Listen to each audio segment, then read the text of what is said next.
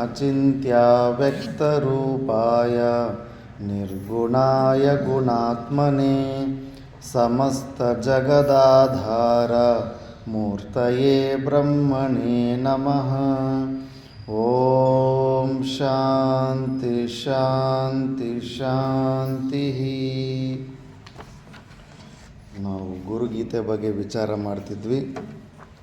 ಇದರಲ್ಲಿ 84ನೇ ಶ್ಲೋಕದಲ್ಲಿ ಅಜ್ಞಾನ ಸರ್ಪದಂಷ್ಟಾನಾಂ ಪ್ರಾಣಿನಾಂ ಕಹ ಚಿಕಿತ್ಸಕಃ ಸಮ್ಯಜ್ಞಾನ ಮಹಾಮಂತ್ರ ವೇದಿನಂ ಸದ್ಗುರುಂ ವಿನಾ. ಈ ಅಜ್ಞಾನ ಎಂಬ ಹಾವಿನಿಂದ ಕಚ್ಚಲ್ಪಟ್ಟಿರೋ ಅಂಥವ್ರಿಗೆ ಗುರುದೇವರು ಬಿಟ್ಟರೆ ಇನ್ಯಾರಿದ್ದಾರೆ ವೈದ್ಯರು ಅಂತ. ಸಾಮಾನ್ಯವಾಗಿ ಹಾವು ಕಚ್ಚಿದ್ರೂ ಕೂಡ ಈಗೇನೋ ಮೆಡಿಸಿನ್ನು ಅದು ಇದು ಎಲ್ಲ ಕಂಡುಹಿಡಿದ್ದಾರೆ. ಮುಂಚೆ ಎಲ್ಲ ಮಂತ್ರನೇ ಹೆಚ್ಚಿತ್ತು. ಆ ಮಂತ್ರನ ಸಿದ್ಧಿ ಮಾಡ್ಕೊಂಡಿರ್ತಾರೆ. ಸಿದ್ಧಿ ಮಾಡಿಕೊಂಡ ಮೇಲೆ ಅವ್ರ ಹತ್ರ ಹೋದರೆ ಅವರು ಆ ಮಂತ್ರೋಚ್ಚಾರಣೆ ಮಾಡಿದ್ರೇ ಇವರಿಗೆ ವಿಷದ ಪ್ರಭಾವ ತುಂಬಾ ಕಡಿಮೆ ಆಗಿ ವಾಸಿ ಆಗಿಬಿಡ್ತಾಯಿತ್ತು. ಅದು ನಮಗೆ ಶ್ರದ್ಧೆ ಇಲ್ಲ, ಶ್ರದ್ಧೆ ಇದ್ದು ನಾವು ಕೂಡ ಎಲ್ಲರೂ ಪ್ರತಿಯೊಬ್ಬರು ಅದನ್ನು ಜಪ ಮಾಡಿಕೊಂಡು ಸಿದ್ಧಿ ಮಾಡ್ಬೋದು. ಇಲ್ಲಿ ನಮ್ಮ ಓಂಕಾರೇಶ್ವರದಲ್ಲಿ ಎರಡು ವಿಷಯದಲ್ಲಿ ಈ ಥರ ಮಂತ್ರಶಕ್ತಿ ಪವರ್ ಎಲ್ಲರಿಗೂ ಗೊತ್ತಾಗಿದೆ. ಅಲ್ಲಿ ಮಳೆಗಾಲ ಬಂತಂದ್ರೆಗನ ಈ ಸೀಸನಲ್ಲಿ ಎಲ್ಲರಿಗೂ ಮಲೇರಿಯಾ, ಟೈಫಾಯ್ಡ್ ಮಲೇರಿಯಾ ಬರ್ತಾಯಿತ್ತಂತೆ ಕಂಪಲ್ಸರಿ. ಮತ್ತು ಅದರ ಸಲುವಾಗಿ ಆವಾಗ ಅಭಯೇಶ್ವರ ಅಂತ ಒಂದು ಶಿವಲಿಂಗ ಪ್ರಾರ್ಥನೆ ಮಾಡಿ ನಿತ್ಯ ರುದ್ರಾಭಿಷೇಕ ಮಾಡ್ತೀವಂತ ಸಂಕಲ್ಪ ಮಾಡಿ ಡೈಲಿ ಆ ಅಭಿಷೇಕ ಸ್ಟಾರ್ಟ್ ಮಾಡಿದ್ರೆಗನ ಅದು ಮಲೇರಿಯಾ ಟೈಫಾಯ್ಡ್ ಬರೋದು ನಿಂತೋಗ್ಬಿಟ್ಟಿದೆ. ಫುಲ್ ಎಲ್ಲರಿಗೂ ಗೊತ್ತಿರೋ ರೆಕಾರ್ಡ್ ಅದು. ಮತ್ತು ಇನ್ನೊಂದು ಇಂಥ ಮಳೆಗಾಲದಲ್ಲಿ ಹಾವು ಚೇಳು ಕಚ್ಚಿದ್ರೆ ಅಲ್ಲಿ ಭಯಂಕರ ವಿಷ ಚೇಳಿಗೆ. ಆ ಚೇಳು ಕಚ್ಚಿದ್ರೆ ಆ 50% 60 to 70% ಬಾಡಿ ಪ್ಯಾರಾಲಿಸಿಸ್ ಥರ ಆಗುತ್ತೆ. ಕಾಲು ಪಕ್ಕಕ್ಕೆ ಇಡೋಕ್ಕಾಗೋದಿಲ್ಲ, ಅಷ್ಟೊಂದು ವಿಷ ಇರುತ್ತೆ ಅಲ್ಲಿನ ಚೇಳಿಗೆ. ಅವು ಕೂಡ ಸಿಕ್ಕಾಪಟ್ಟೆ ಅವ್ರನ್ನೂ ಯಾರನ್ನೋ ಒಬ್ಬರನ್ನ ಕಚ್ತಾಯಿತ್ತು. ಅದಕ್ಕೆ ಅದು ವೇದದಲ್ಲಿ ಒಂದು ಭಾಗ ಬರುತ್ತೆ, ಅದರದ್ದು ಆ ಮಂತ್ರದ್ದು ಒಂದು ಪಾಠನ ಒಂದು ದಿವಸ ಕೂತ್ಕೊಂಡು ಎಲ್ಲರೂ ಅದು ಮಾಡ್ತಾರೆ. ಅದು ಮಾಡಿದಾಗಿಂದ ಯಾರಿಗೂ ಅಲ್ಲಿ ಚೇಳು ಕಚ್ಚೋದಿಲ್ಲ. ಮತ್ತು ಆ ಪಾರಾಯಣದಲ್ಲಿ ಯಾರು ಕೂತಿರಲ್ವೋ ಅವ್ರಿಗೆ ಬೇಕಾದರೆ ಎಲ್ಲೋ ಒಂದು ಜಾಗದಲ್ಲಿ ಅದು ಕಚ್ಚುತ್ತೆ. ನಮ್ಮ ಗುರುಬಾಯಿ ಒಬ್ಬರು ಕೂತಿರಲಿಲ್ಲ ಒಂದ್ಸತಿ, ಅವನೊಬ್ಬನಿಗೆ ಮಾತ್ರನೇ ಚೇಳು ಕಚ್ಚಿತ್ತು. ಮಿಕ್ಕಿದವ್ರೆಲ್ಲ ಕೂತು ಅದು ಪಾರಾಯಣ ಮಾಡ್ಕೊಂಡವ್ರಿಗೆ ಅದು ಯಾರಿಗೂ ಹಾವು ಕಚ್ಚಿಲ್ಲ, ಚೇಳು ಕಚ್ಚಿಲ್ಲ. ಅವು ಬಂದು ಹೋಗ್ತಾ ಇರ್ತಾವೆ, ಬಟ್ಟು ಯಾರಿಗೂ ಅದು ಕಚ್ಚೋದಿಲ್ಲ. ಅಂದರೆ ಮಂತ್ರಶಕ್ತಿಗೆ, ಪಾರಾಯಣ ಶಕ್ತಿಗೆ ಇವೆಲ್ಲ ಕೂಡ ನಮ್ಗೆ ಗೊತ್ತಾಗೋದಿಲ್ಲ. ನಾವು ಸುಮ್ಮನೆ ಕಣ್ಣಿಂದ ಕಾಣಿಸೋದು ನಿಜ, ಕಣ್ಣಿಗೆ ಕಾಣಿಸ್ತಿರೋದೆಲ್ಲ ಸುಳ್ಳು ಅನ್ನೋ ಒಂದು ಭ್ರಾಂತಿಲಿ ಇರ್ತೀವಿ. ಮಂತ್ರಶಕ್ತಿಗೆ ಅತೀತವಾದಂಥ ಪವರ್ ಇರುತ್ತೆ. ಆದ್ದರಿಂದ ಆವಾಗ ಹಳೆ ಕಾಲದಲ್ಲಿ ಮಂತ್ರದಿಂದನೇ ವಾಸಿ ಮಾಡ್ತಾರೆ. ಭಾಷ್ಯಕಾರ ಭಗವಾನರು ಒಂದು ಪುಸ್ತಕ ಬರೆದವ್ರೆ, ಯಾವ್ಯಾವ ರೋಗಕ್ಕೆ ಯಾವ್ಯಾವ ಮಂತ್ರ ಅಂತೂ ಕೂಡ. ಕ್ಯಾನ್ಸರ್ಗೂ ಕೂಡ ಮಂತ್ರ ಇದ್ದಾವೆ ಆ ಥರ. ಆದ್ದರಿಂದ ಈ ಗುರುಗಳು ಇವಾಗ ನಿನಗೆ ಅಜ್ಞಾನ ಎಂಬ ಸರ್ಪ ಕಚ್ಚಿದ್ರಿಂದ ಇದರಲ್ಲಿ ಇವರು ಸ್ಪೆಷಲಿಸ್ಟು. ನೀನು ಇವ್ರ ಹತ್ರ ಹೋದ್ರೇ ನಿನಗೆ ಅವಿದ್ಯೆ ಅಜ್ಞಾನ ಅನ್ನೋದು ದೂರ ಹೋಗುತ್ತೆ ಹೊರತು ಬೇರೆ ಹೊರಗಡೆ ಎಲ್ಲೂ ಡಾಕ್ಟ್ರ್ ಇಲ್ಲ ಅಂತ ಈ ಥರ ಹೇಳ್ಕೊಂಬರ್ತಾರೆ. ಹೇತವೇ ಜಗತಾಮೇವ ಸಂಸಾರಾರ್ಣವ ಸೇತವೇ ಪ್ರಭವೇ ಸರ್ವವಿದ್ಯಾನಾಂ ಶಂಭವೇ ಗುರವೇ ನಮಃ. ಎಲ್ಲ ವಿದ್ಯೆಗಳು ಕೂಡ ಗುರು ಚರಣದಲ್ಲೇ ಇರುತ್ತೆ ಅಂತಾರೆ. ಅದು ಹೇಗೆ? ಏನು ಓದಿರಲ್ಲ, ಶಾಸ್ತ್ರ ಓದಿರೋದಿಲ್ಲ, ಶ್ರೋತ್ರಿಯತ್ವ ಕೂಡ ಇರೋದಿಲ್ಲ. ಇವ್ರನ್ನೆಲ್ಲ ಗುರು ಮಾಡ್ಕೊಂಬಿಟ್ರೆ ನಮ್ಗೆ ಹೆಂಗೆ ಸಿಗುತ್ತೆ ಜ್ಞಾನ ಸಿಗುತ್ತೆ ಅಂದರೆ ಇಲ್ಲ. ಅದಕ್ಕೆ ನೆಕ್ಸ್ಟ್ ಸ್ಟೋರಿ ಹೇಳ್ತಾರೆ ಹೆಂಗೆ ಅನ್ನೋದು. ದತ್ತಾತ್ರೇಯನ 24 ಗುರುಗಳನ್ನು ಇಟ್ಕೊಂಡು ನೀನು ಯಾವ ಗುರು ಹತ್ರ ಕೂಡ ಪೂರ್ಣ ನಂಬಿಕೆಯಿಂದ ನೀನು ದೀಕ್ಷೆ ತಗೊಂಡು ಹೋದರೆ ಅಲ್ಲಿ ಅವ್ರ ಹತ್ರ ಇರೋ ವಿದ್ಯೆಯನ್ನು ಪೂರ್ತಿ ಕಲಿತ ಮೇಲೆ ಆ ಗುರು ಕೃಪನೇ ನಿನಗೆ ನೆಕ್ಸ್ಟ್ ನಿನಗೆ ಏನು ಬೇಕಾಗಿರುತ್ತೋ ಅಂಥ ಒಂದು ಗುರು ಸಹಯೋಗ ಮಾಡಿಸ್ಬಿಡುತ್ತೆ. ಇಲ್ಲ ಅಂದರೆ ನಾವು ನೋಡ್ತೀವಿ ಮನೆಯಿಂದ ಹೊರಗಡೆ ಮಹಾರಾಷ್ಟ್ರಕ್ಕಿಂತ ಮೇಲ್ಗಡೆ ಭಾಗದಲ್ಲಿ ಎಲ್ಲೂ ನೋಡೇ ಇಲ್ಲ. ಪ್ರಾರಬ್ಧ ಕರ್ಮಗಳು ಡೈರೆಕ್ಟಾಗಿ ಮನೆ ಬಿಟ್ಟು ಹೋದ ತಕ್ಷಣ ಮಾತಾ ಮಾಣಿಕೇಶ್ವರಮ್ಮ ಗುರು ಅಂತ ಸಿಗೋದು. ಮತ್ತು ಅಲ್ಲಿಂದ ಹಿಮಾಲಯದ ಕಡೆ ಹೋದಾಗ ಇಂಥ ರಿಷಿಕೇಶ್ ಕೈಲಾಸಾಶ್ರಮ ಅಡ್ರೆಸ್ ಗೊತ್ತಾಗೋದು, ಅಲ್ಲಿ ಹೋಗೋದು, ಈ ವೇದಾಂತ ತಿಳ್ಕೊಳ್ಳೋದು, ಎಷ್ಟೋ ಜನ ಕೂಡ ಮನೆ ಬಿಟ್ಟು ಹೊರಗಡೆ ಬರ್ತಾ ಇರ್ತಾರೆ, ಅವ್ರಿಗೆ ಸರಿಯಾದ ಸಹಯೋಗಗಳು ಸಿಗೋದಿಲ್ಲ. ಎಲ್ಲೆಲ್ಲೋ ದಾರಿ ತಪ್ಪಿ ಆ ಕಡೆ ಈ ಕಡೆ ಸುಮಾರು ಸಮಯ ವೇಸ್ಟ್ ಮಾಡ್ಕೊತಾ ಇರ್ತಾರೆ. ಏನು ಇನ್ಫಾರ್ಮೇಷನ್ ಗೊತ್ತಿಲ್ಲ ಅಂದರೂ ಕೂಡ ಅಂಥ ಜಾಗದಲ್ಲಿ ಆ ಸಹಯೋಗ ಮಾಡಿಸಿದ್ದು ಯಾರು ಅಂದ್ರೆ ಗುರುಕೃಪಾನೆ. ಗುರುಕೃಪೆಯಿಂದನೇ ಅವೆಲ್ಲ ಸಿಗ್ತಾ ಇರುತ್ತೆ ನಮಗೆ. ಆದ್ದರಿಂದ ಗುರುವು ಸರ್ವವಿದ್ಯಾನಾಂ ಪ್ರಭವೆ. ಎಲ್ಲ ವಿದ್ಯೆಗಳು ಕೂಡ ಗುರು ತತ್ವದಿಂದನೇ ನಮಗೆ ಸಿಗುತ್ತೆ. ಆದ್ದರಿಂದ ನಾವು ಪೂರ್ಣ ಶ್ರದ್ಧೆಯಿಂದ ಗುರುಗಳನ್ನು ಆಶ್ರಯಿಸಬೇಕು. ಧ್ಯಾನ ಮೂಲಂ ಗುರೋರ್ಮೂರ್ತಿ, ಪೂಜಾ ಮೂಲಂ ಗುರೋಃ ಪದಂ, ಮಂತ್ರ ಮೂಲಂ ಗುರೋರ್ವಾಕ್ಯಂ, ಮುಕ್ತಿ ಮೂಲಂ ಗುರೋಃ ಕೃಪಾ. ಧ್ಯಾನದ ಮೂಲವು ಗುರುಮೂರ್ತಿನೇ ಆಗಿರಬೇಕು. ಸಾಕ್ಷಾತ್ ಶಿವ ಹೇಳ್ತಾ ಇರೋದು ಪಾರ್ವತಿಗೆ, ಧ್ಯಾನದಲ್ಲಿ ಕೂತ್ಕೊಂಡ್ರೆ ಗುರುಗಳು ನೆನಪಿಗೆ ಬರ್ತಾ ಇರಬೇಕು, ಗುರುವಿನ ಆಕಾರನೇ ಮನಸ್ಸಿನಲ್ಲಿ ಬರ್ತಾ ಇರಬೇಕು. ಪೂಜಾ ಮೂಲಂ ಗುರೋಃ ಪದಂ, ಆ ಗುರುಗಳು ಚರಣಗಳು ನಮಗೆ ಗುರುತಿಗೆ ಬರ್ತಾ ಇರಬೇಕು. ಎಂಥ ಕಷ್ಟಗಳಿದ್ದರೂ ಕೂಡ ದೂರ ಆಗಿಬಿಡ್ತವೆ. ಮಂತ್ರ ಮೂಲಂ ಗುರೋರ್ ವಾಕ್ಯಂ, ಗುರುಗಳು ಏನೆಲ್ಲ ವಾಕ್ಯ ಈ ಥರ ಶ್ರವಣದಿಂದಾಗಲೆಲ್ಲ ಹೇಳಿರ್ತಾರೋ ಆ ಗುರುಗಳ ವಾಕ್ಯನೇ ಮಂತ್ರ, ಅದೇ ನಮ್ಮ ಮಂತ್ರ. ಮುಕ್ತಿ ಮೂಲಂ ಗುರೋಃ ಕೃಪಾ, ನಿನಗೆ ಮುಕ್ತಿ ಗುರುಗಳ ಕೃಪೆಯಿಂದನೇ ಸಿಗುತ್ತೆ. ನಿನ್ನ ತೀಕ್ಷ್ಣ ಬುದ್ಧಿ ಮೇಲೆ ಹೆಚ್ಚು ನಂಬಿಕೆ ಇಟ್ಟುಕೊಂಡು ಅಹಂಕಾರನ ಪುಷ್ಟಿ ಮಾಡ್ಕೋಬೇಡ, ಅದು ನಿನ್ನನ್ನು ಫುಲ್ಲು ನಾಶ ಮಾಡುತ್ತೆ. ಆ ಅಹಂಕಾರನ ತೊಲಗಿಸೋ ಕೆಪ್ಯಾಸಿಟಿ ಒಂದು ಗುರುವಿಗೆ ಇರುತ್ತೆ, ಇನ್ನು ಯಾರ ಕೈಯಲ್ಲೂ ಆಗೋದಿಲ್ಲ. ಎಲ್ಲ ಜಾಗದಲ್ಲೂ ನಮ್ಮ ಅಹಂಕಾರ ಇನ್ನೂ ಓವರಾಗಿ ಇನ್ನು ಅದನ್ನು ಪುಷ್ಟಿ ಮಾಡೋ ಕೆಲಸಗಳೇ ಮಾಡ್ತಾರೆ ಹೊರತು ಅಹಂಕಾರನ ಕಿತ್ತು ತೆಗೆದುಹಾಕುವಂಥ ಕೆಲಸ ಒಬ್ಬ ಗುರುವೇ ಮಾಡ್ತಾನೆ, ಇನ್ಯಾರು ಕೈಲಾಗೋದಿಲ್ಲ. ಅದಕ್ಕೆ ಮುಕ್ತಿ ಮೂಲಂ ಗುರೋಃ ಕೃಪಾ, ಗುರುಗಳ ಕೃಪೆಯಿಂದನೇ ನಿನಗೆ ಮೋಕ್ಷ ಬರುತ್ತೆ ಅಂತ. ಮತ್ತು ಸಪ್ತಸಾಗರ ಪರ್ಯಂತಂ ತೀರ್ಥಸ್ನಾನ ಫಲಂ ತು ಯತ್ ಗುರುಪಾದಪಯೋ ಬಿಂದೋ ಸಹಸ್ರಾಂಶೇನ ತತ್ಫಲಂ. ನೀನು ಸಪ್ತ ಸಾಗರ ಅಂದರೆ 7 ನದಿಗಳು ಮುಖ್ಯವಾಗಿ ಪುಣ್ಯತೀರ್ಥಗಳನ್ನು ತಗೊತಾರೆ, ಗಂಗಾ ಯಮುನೆ ಸರಸ್ವತಿ ಇವೆಲ್ಲ.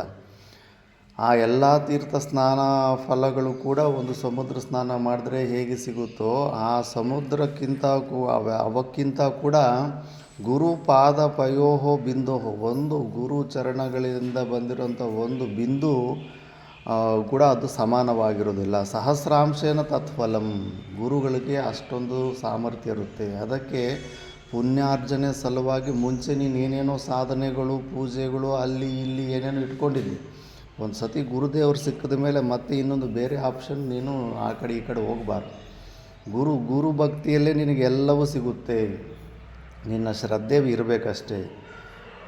ಅವರು ಭುಕ್ತಿನೂ ಅಷ್ಟೇ, ಮುಕ್ತಿನೂ ಅಷ್ಟೇ. ಈಗ ಆದಿತ್ಯ ಬಿರ್ಲಾ ಅವರಿದ್ದಾರಲ್ಲ, ಅವ್ರ ಫ್ಯಾಮ್ಲಿಯಲ್ಲಿ ಒಂದು 300 ಇಯರ್ಸ್ ಬ್ಯಾಕು ರಾಜಸ್ಥಾನಲ್ಲಿ ಮರುಭೂಮಿಯಲ್ಲಿ ಒಬ್ಬ ಸಾಧು ಕೂತಿದ್ರೆ ಇವರು ಸಿಕ್ಕಾಪಟ್ಟೆ ಪೂರಾಗಿರ್ತಾರೆ. ದಾರಿಯಲ್ಲಿ ಹೆಂಗೋ ನಡ್ಕೊಂಡು ಹೋಗ್ತಾಯಿದ್ರೆ ಯಾರೋ ಒಬ್ಬ ಸಾಧು ಇದನ್ನು ಪಾಪ ಊಟ ಏನಾದರೂ ಹಸಿವಾಗಿದೆ ಅಂದ್ಬಿಟ್ಟಿದ್ದನು ಒಂದು ರೊಟ್ಟಿ ಕೊಟ್ಟಿರ್ತಾರೆ.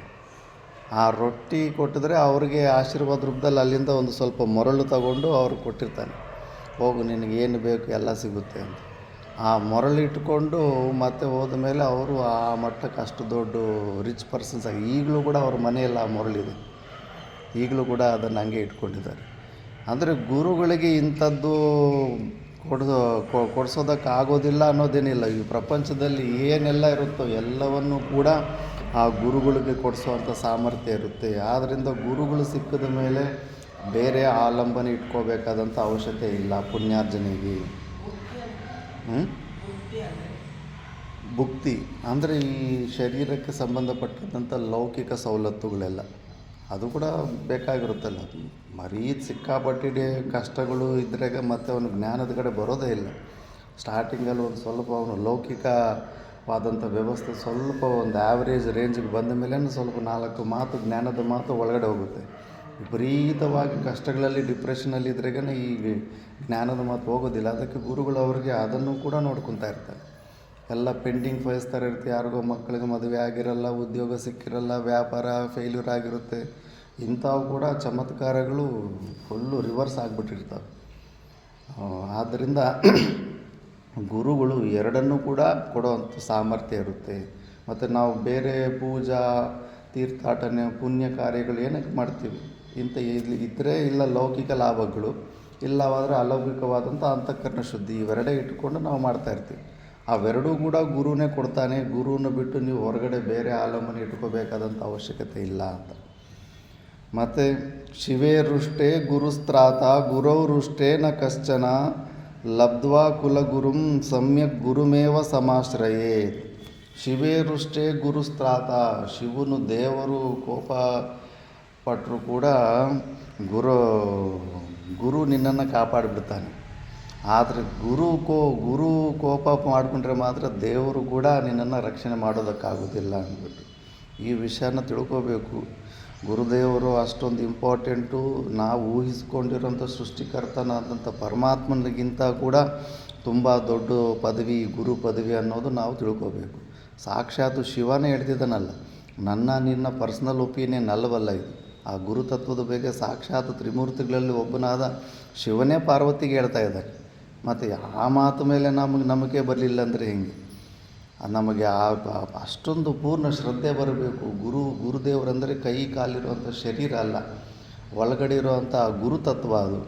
ಅದಕ್ಕೆ ಲಬ್ಧ್ವಾ ಕುಲಗುರುಂ ಸಮ್ಯಕ್ ಗುರುಮೇವ ಸಮಾಶ್ರಯೇತ್. ಕೆಲವರು ಮನೆಗಳಲ್ಲೂ ಕೂಡ ಕುಲಗುರುಗಳಿರ್ತಾರೆ. ರಘುವಂಶಕ್ಕೆ ವಶಿಷ್ಠನಿದ್ದ, ಆ ಥರ ಈಗೂ ಕೂಡ ಕೆಲವೊಂದು ರಾಜ ಪರಿವಾರಕ್ಕೆ ಗುರುಗಳಿರ್ತಾರೆ.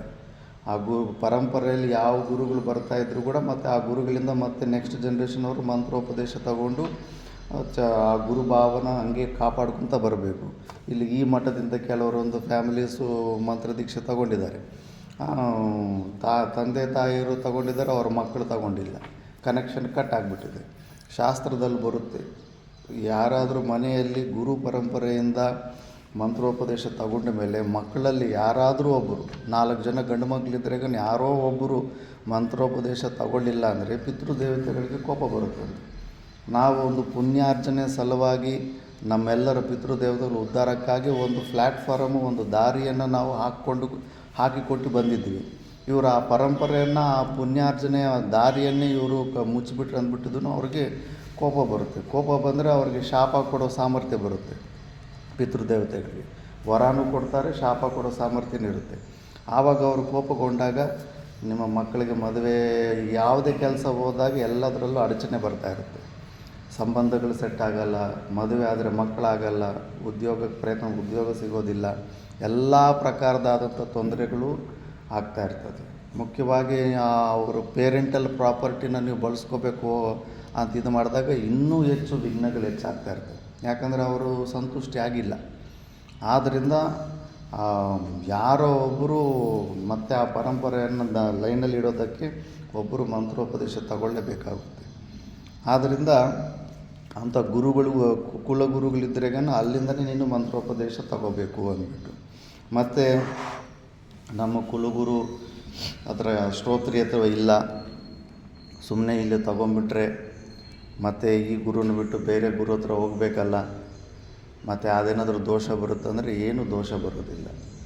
ನಿಮ್ಮ ಗುರು ಹತ್ರ ಎಷ್ಟು ನಾಲೆಡ್ಜ್ ಇದೆಯೋ, ಏನೆಲ್ಲ ಇದೆಯೋ ಅದನ್ನು ಹೊಂದಿದ ಮೇಲೆ ಇನ್ನೂ ನಿನಗೆ ಬೇರೆ ವಿಷಯದಲ್ಲಿ ಇನ್ನೂ ಜ್ಞಾನವನ್ನು ಹೊಂದಬೇಕು ಅನ್ನೋ ಇದು ತವಕ ಇದ್ದಾಗ ನೀನು ಬೇರೆ ಆ ಗುರುಗಳ ಹತ್ರ ಕಲ್ತಿದ್ದಾದಮೇಲೆ ಆ ಗುರುಗಳಾದಮೇಲೆ ಇನ್ನು ಬೇರೆ ಗುರುಗಳ ಹತ್ರ ಹೋಗಿ ನೀನು ಕಲಿಬೋದು. ದತ್ತಾತ್ರೇಯನ 24 ಗುರುಗಳಲ್ಲಿ ಒಂದೊಂದು ಗುರು ಹತ್ರ ಒಂದೊಂದು ಕಳ್ತ. ಈಗ ವಶಿಷ್ಠನ ಕುಲಗುರು ಆಗಿರ್ತಾನೆ, ವಿಶ್ವಾಮಿತ್ರನ ಜೊತೆ ಕೂಡ ರಾಮನನ್ನು ಕಳಿಸ್ನಾ ಇಲ್ಲ. ಆ ವಿಶ್ವಾಮಿತ್ರನಿಂದ ಕೂಡ ಎಷ್ಟೋ ಪಡೆಯೋದನ್ನು ಪಡೆದ, ಕಲಿಯೋದನ್ನು ಕಲಿತ. ಆದ್ದರಿಂದ ಆ ಭಾವನೆ, ಆ ಹೆದರಿಕೆ ಇರಬಾರ್ದು. ಮುಂಚೆಯಿಂದ ಪರಂಪರೆಯಿಂದ ಯಾವ ಗುರು ಬಂದಿರ್ತಾನೆ ಅಲ್ಲಿಂದ ದೀಕ್ಷೆ ತಗೋ. ಮತ್ತು ವಿದ್ಯೆ ಬೇಕಾದರೆ ನೀನು ಎಷ್ಟು ಜನ ಗುರುಗಳ ಹತ್ರ ಬೇಕಾದರೆ ನೀನು ಹೊಂದಬಹುದು. ಮಧು ಲಬ್ಧೋ ಯಥಾ ಭೃಂಗಃ ಪುಷ್ಪಾತ್ ಪುಷ್ಪಾಂತರಂ ವ್ರಜೇತ್ ಜ್ಞಾನ ಲುಬ್ಧಸ್ತಥಾ ಶಿಷ್ಯೋ ಗುರುವಂತರಂ ವ್ರಜೇತ್. ನೋಡಿದು ಗುರುಗೀತನೇ ಪರ್ಮಿಷನ್ ಕೊಡುತ್ತೆ. ಆದ್ದರಿಂದ ಅದು ಕೆಲವರು ಗುರುಡಮ್ ಮಾಡ್ತಾ ಇರ್ತಾರೆ. ನೀನು ನನ್ನ ಶಿಷ್ಯ, ನನ್ನನ್ನು ಬಿಟ್ಟು ನೀನು ಎಲ್ಲೂ ಹೋಗೋಂಗಿಲ್ಲ ಅಂತ ಒಂದು ಪ್ರಕಾರ ಬಾಂಡೆಡ್ ಲೇಬರ್ ಥರ ಮಾಡ್ಕೊಂಡ್ಬಿಡ್ತಾರೆ. ಆ ಮಾತು ಈ ಮಾತು ಎಲ್ಲ ಇದು ಯಾವುದೋ ಒಂದು ಆತನಿಗೆ ಅನುಕೂಲವಾದ ವಾಕ್ಯಗಳು ಹೇಳಿಬಿಟ್ಟಿದ್ದನ್ನು ಎಮೋಷ್ನಲ್ ಬ್ಲ್ಯಾಕ್ ಮೇಲ್ ಮಾಡಿಕೊಂಡು ಲೈಫ್ ಲಾಂಗ್ ಗುರುನೇ, ಲೈಫ್ ಲಾಂಗ್ ಅವನ ಶಿಷ್ಯನೇ, ಅವನಷ್ಟೇ ಲೈಫ್ ಲಾಂಗ್ ಹಂಗೆ. ಇದಲ್ಲ ನಮ್ಮ ಸನಾತನ ಧರ್ಮ. ನೀನು ನಾನೇ, ನಾನು ನೀನೇ. ಶಿಷ್ಯನನ್ನು ಕೂಡ ಆ ಪರಮಾತ್ಮ ಸ್ವರೂಪನನ್ನು ಮಾಡೋ ಅಂಥವನ್ನೇ ಗುರು.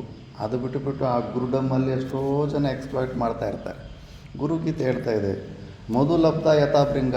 ಆ ಜೇನು ಹುಳ ಒಂದು ಹೂವಲ್ಲಿ ಮಕರಂದ ಬೀರ್ಕೊಂಡು ಇನ್ನೊಂದು ಹೂವದಲ್ಲಿ ಹೆಂಗೆ ಹೋಗ್ಬಿಟ್ಟು ಅಲ್ಲೂ ಸ್ವಲ್ಪ ಮಕರಂದ ಬೀರ್ಕೊತಾ ಇರುತ್ತೋ, ಪುಷ್ಪಾತ್ ಪುಷ್ಪಾಂತರಂ ವ್ರಜೇತ್ ಜ್ಞಾನಲುಬ್ಧಸ್ತಥಾ ಶಿಷ್ಯೋ ಗುರೋರ್ಗುರುವಂತರಂ ವ್ರಜೇತ್. ಜ್ಞಾನದ ವಿಷಯದಲ್ಲೂ ಅಷ್ಟೇ, ಒಬ್ಬರು ಪಂಚದಶಿಯಲ್ಲಿ ಎಕ್ಸ್ಪರ್ಟ್ ಇರ್ತಾರೆ, ಒಬ್ಬರು ಭಗವದ್ಗೀತೆಯಲ್ಲಿ ಎಕ್ಸ್ಪರ್ಟ್ ಇರ್ತಾರೆ, ಒಬ್ಬರು ವಿವೇಕ ಚೂಡಾಮಣಿಯಲ್ಲಿ ಎಕ್ಸ್ಪರ್ಟ್ ಇರ್ತಾರೆ, ಒಬ್ಬರು ಬ್ರಹ್ಮಸೂತ್ರದಲ್ಲಿ ಎಕ್ಸ್ಪರ್ಟ್ ಇರ್ತಾರೆ. ಅಂತ ಒಂದೊಂದು ಸಬ್ಜೆಕ್ಟಿಗೆ ನೀನು ಒಂದೊಂದು ಗುರು ಹತ್ರ ಹೋಗ್ಬಿಟ್ಟಿದ್ದು ನಾವು ನಾಲೆಡ್ಜನ್ನು ಹೊಂದಬಹುದು ಅಂತ ಗುರುಗೀತೆಯೇ ಪರ್ಮಿಷನ್ ಕೊಡುತ್ತೆ. ಗುರು ಆದವನು ತಾನು ಸ್ವತಂತ್ರವಾಗಿರ್ತಾನೆ, ಶಿಷ್ಯನನ್ನು ಕೂಡ ಪೂರ್ಣ ಸ್ವತಂತ್ರದಿಂದ ಬಿಡ್ತಾನೆ. ಎಲ್ಲಿ ವಿಪರೀತವಾಗಿ ಕಂಟ್ರೋಲ್ ಮಾಡೋದು, ಬಾಂಡೇಜಲ್ಲಿ ಇಟ್ಕೊಳ್ಳೋದು ಅಂಥದ್ದೊಂದು ಪದ್ಧತಿಯಲ್ಲಿ ಇತ್ತಂದರೆ ಅಲ್ಲಿ ಹೆಚ್ಚು ಕಡಿಮೆ ಇದೆ ಅಂತ. ಚಿನ್ಮಯ ಮಿಷನ್ನಿಂದ ದಯಾನಂದ ಸರಸ್ವತಿ ಮಹಾರಾಜ ಅಂತ ಅವ್ರ ಶಿಷ್ಯರೇ, ಚಿನ್ಮಯಾನಂದ ಶಿಷ್ಯರೇ ಹೊರಗಡೆ ಬಂದು ಸಪ್ರೇಟಾಗಿ ನಡೆಸ್ತಾರೆ. ಅವ್ರಿಗೆ ಇದೇ ಇಷ್ಟ ಆಗಲಿಲ್ಲ. ಅಲ್ಲಿ ಚಿನ್ಮಯ ಮಿಷನ್ನಲ್ಲಿ ನೀನು ಬ್ರಹ್ಮಚಾರಿಗೆ ಹೋದರೆ ನೀನು ಲೈಫ್ ಲಾಂಗ್ ಆ ಮಿಷನ್ನಿಗೆ ನೀನು ಡೆಡಿಕೇಟ್ ಆಗ್ತೀನಿ ಅಂತ ಸ್ಟಾರ್ಟಿಂಗಲ್ಲಿ ಪ್ರತಿಜ್ಞೆ ಎಲ್ಲ ಮಾಡಿ ಅವೆಲ್ಲ ಫಾರಮ್ ಫಿಲ್ಲಪ್ ಮಾಡಿದ್ರೇ ನಿನ್ನ ಒಳಗಡೆ ತಗೊಂಡು ನಿನಗೆ ನಾಲೆಡ್ಜ್ ಕೊಡ್ತಾರೆ. ರಾಮಕೃಷ್ಣ ಮಿಷನ್ನಲ್ಲೂ ಕೂಡ ಅದೇ, ಅಲ್ಲಿ ಹೋದ್ರೆಗೇ ಲೈಫ್ ಲಾಂಗ್ ನೀನು ಅಲ್ಲೇ ತೆಂಗಿನಕಾಯಿ ಗಿಡಕ್ಕೆ ಹಸುವನ್ನು ಕಟ್ಟಾಕ್ದಂಗೆ ಕಟ್ಟಾಕ್ಬಿಡ್ತಾರೆ ಅಲ್ಲಿ. ಅದು ಇವ್ರಿಗೆ ಇಷ್ಟ ಆಗಲಿಲ್ಲ, ಶಾಸ್ತ್ರಕ್ಕೆ ವಿರುದ್ಧವಾಗಿದೆ. ಸ್ವತಂತ್ರತೆ ಅನ್ನೋದು ಪ್ರತಿಯೊಂದು ಜೀವಿಗೂ ಇಷ್ಟ ಆಗುತ್ತೆ, ಒಬ್ಬರು ಕೆಳಗಡೆ ಗುಲಾಮ್ಗಿರಿ ಅನ್ನೋದು ಯಾರಿಗೂ ಇಷ್ಟ ಆಗೋದಿಲ್ಲ. ಇದೊಂಥರ ಬಾಂಡೇಜ್ ಆಗಿಬಿಡುತ್ತೆ. ಆ ಬಾಂಡೇಜ್ ಫ್ರೀ ತತ್ವವನ್ನು ನಾವು ಹೇಳ್ಕೊಬಿಟ್ಟು ನಾವೇ ಹಿಂಗೆ ಎಮೋಷ್ನಲ್ ಬ್ಲ್ಯಾಕ್ ಮೇಲ್ ಮಾಡಿ, ಆದರೂ ಅಷ್ಟು ಸ್ಟಾರ್ಟಿಂಗಲ್ಲಿ ಆ ಪ್ರತಿಜ್ಞೆ ಮಾಡಿ ವಿದ್ಯೆ ಕಲ್ತ್ಕೊಂತಾರೆ. ಬಟ್ ಅವರು ಇರೋದಕ್ಕಾಗೋದಿಲ್ಲ. ಆದ್ದರಿಂದ ಆ ಒಂದು ತತ್ವದಿಂದನೇ ಬೇರೆ ಆಗಿ ಅವ್ರು ಸಪ್ರೇಟಾಗಿ ಬಂದುಬಿಟ್ಟಿದ್ದು. ಇಲ್ಲಿ ಯಾರು ಬೇಕಾದರೂ ಬರ್ಬೋದು, ಯಾರು ಬೇಕಾದರೂ ಓದ್ಕೊಂಡು ಹೋಗ್ಬಾರ್ದು. ನಿಮ್ಮ ದಾರಿಗಳು ನಿಮ್ಮ ಇಷ್ಟವಾಗಿ ನೀವು ಇರ್ಬೋದು ಅಂದ್ಬಿಟ್ಟು ಕೇವಲ ಜ್ಞಾನ ಕೊಡೋದ್ರಲ್ಲಿ ಮಾತ್ರ ನಮ್ಮ ಆಸಕ್ತಿ ಇದೆ ಅಂತ. ಆ ಥರ ಇಲ್ಲಿ ಯಾರನ್ನು ಹಂಗೆ ಬಂಧಿಸಬಾರದು. ಅಲ್ಲಿ ಸ್ವತಂತ್ರತೆ, ಅಲ್ಲಿ ಮತ್ತೆ ಎಲ್ಲ ಪ್ರಾಬ್ಲಮ್ಸು ಸ್ಟಾರ್ಟ್ ಆಗುತ್ತೆ. ಅದು ಮತ್ತು ಒಂದೇ ಗುರುಪದದ್ವಂದ್ವಂ ವಾಂಗ್ಮನೋತೀತ ಗೋಚರಂ ಶ್ವೇತರಕ್ತ ಪ್ರಭಾಭಿನ್ನಂ ಶಿವಶಕ್ತ್ಯಾತ್ಮಕಂ ಪರಂ.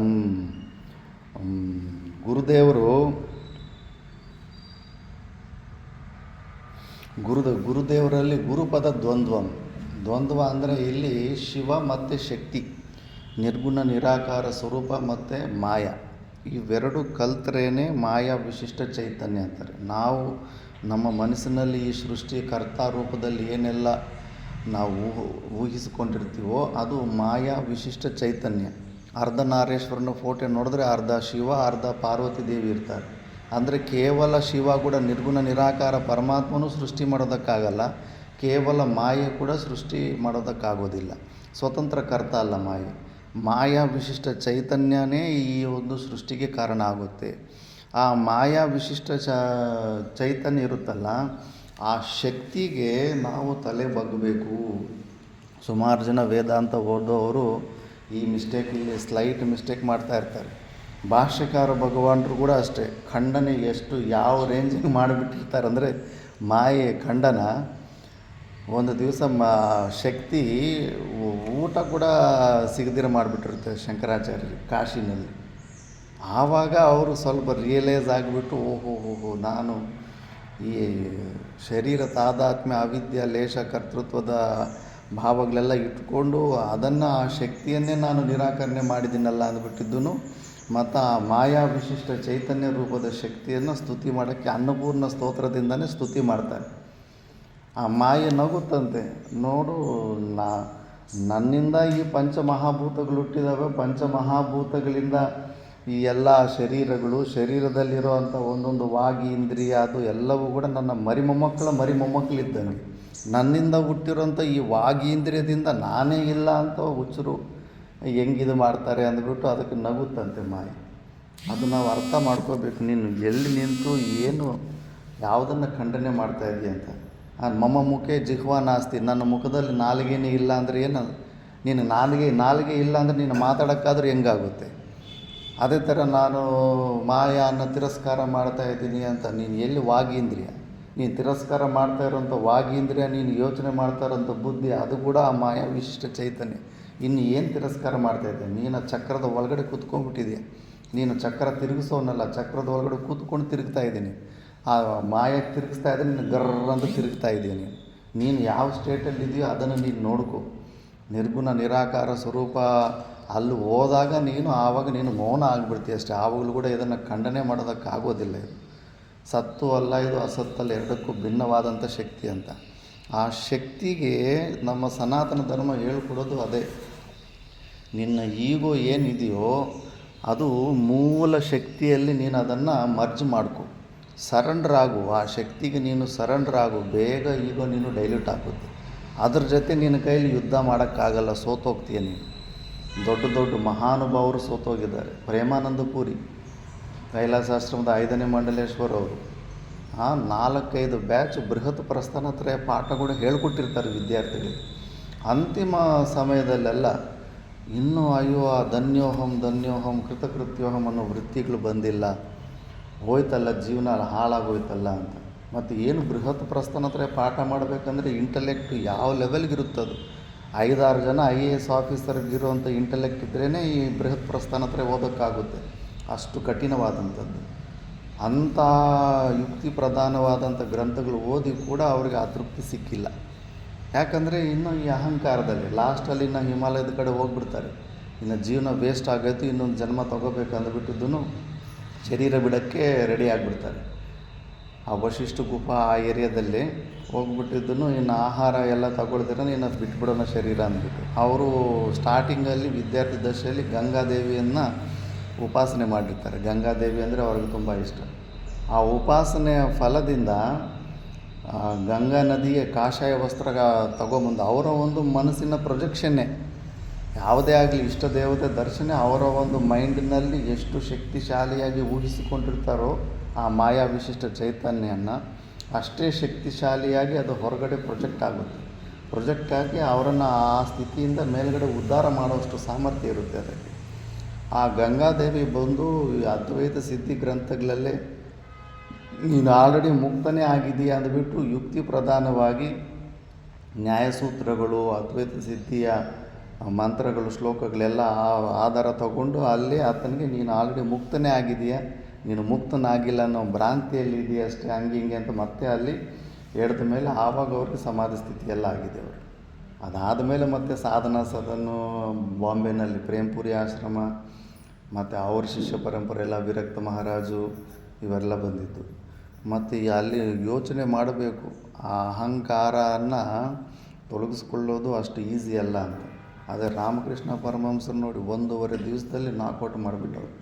ಯಾಕಂದರೆ ಅವ್ರದ್ದೆಲ್ಲ ಈಗೋ ಎಲ್ಲ ಒಂದು ಜಾಗದಲ್ಲಿ ಕೇಂದ್ರೀಕೃತವಾಗಿತ್ತು ಆ ಶಕ್ತಿಯಲ್ಲಿ. ವಿವೇಕಾನಂದ ಒಂದು ಸತಿ ಕೇಳ್ತಾನೆ, ಇದು ಉಪಾಸನೆಯ ಅವಶ್ಯಕತೆ ಇಲ್ಲದಿರನೇ ಆ ಜ್ಞಾನನ ಹೊಂದಿ ಆ ಸ್ಥಿತಿಗೆ ಹೋಗ್ಬೋದು. ಅದು ನಿಜಾನೇ. ನಿನಗೆ ಸಾಮರ್ಥ್ಯ ಇತ್ತಂದರೆ ಈ ಲಾಂಗ್ ಸ್ಟೆಪ್ಸು, ಸಣ್ಣ ಸಣ್ಣ ಸ್ಟೆಪ್ಪುಗಳಿಂದ ಹೋಗಬೇಕಾದ ಅವಶ್ಯಕತೆ ಇಲ್ಲ. ಡೈರೆಕ್ಟಾಗಿ ತತ್ವಮಸಿ ಅಂದ ತಕ್ಷಣ ನೀನು ಆ ಸ್ಥಿತಿಗೆ ಹೋಗ್ಬೋದು.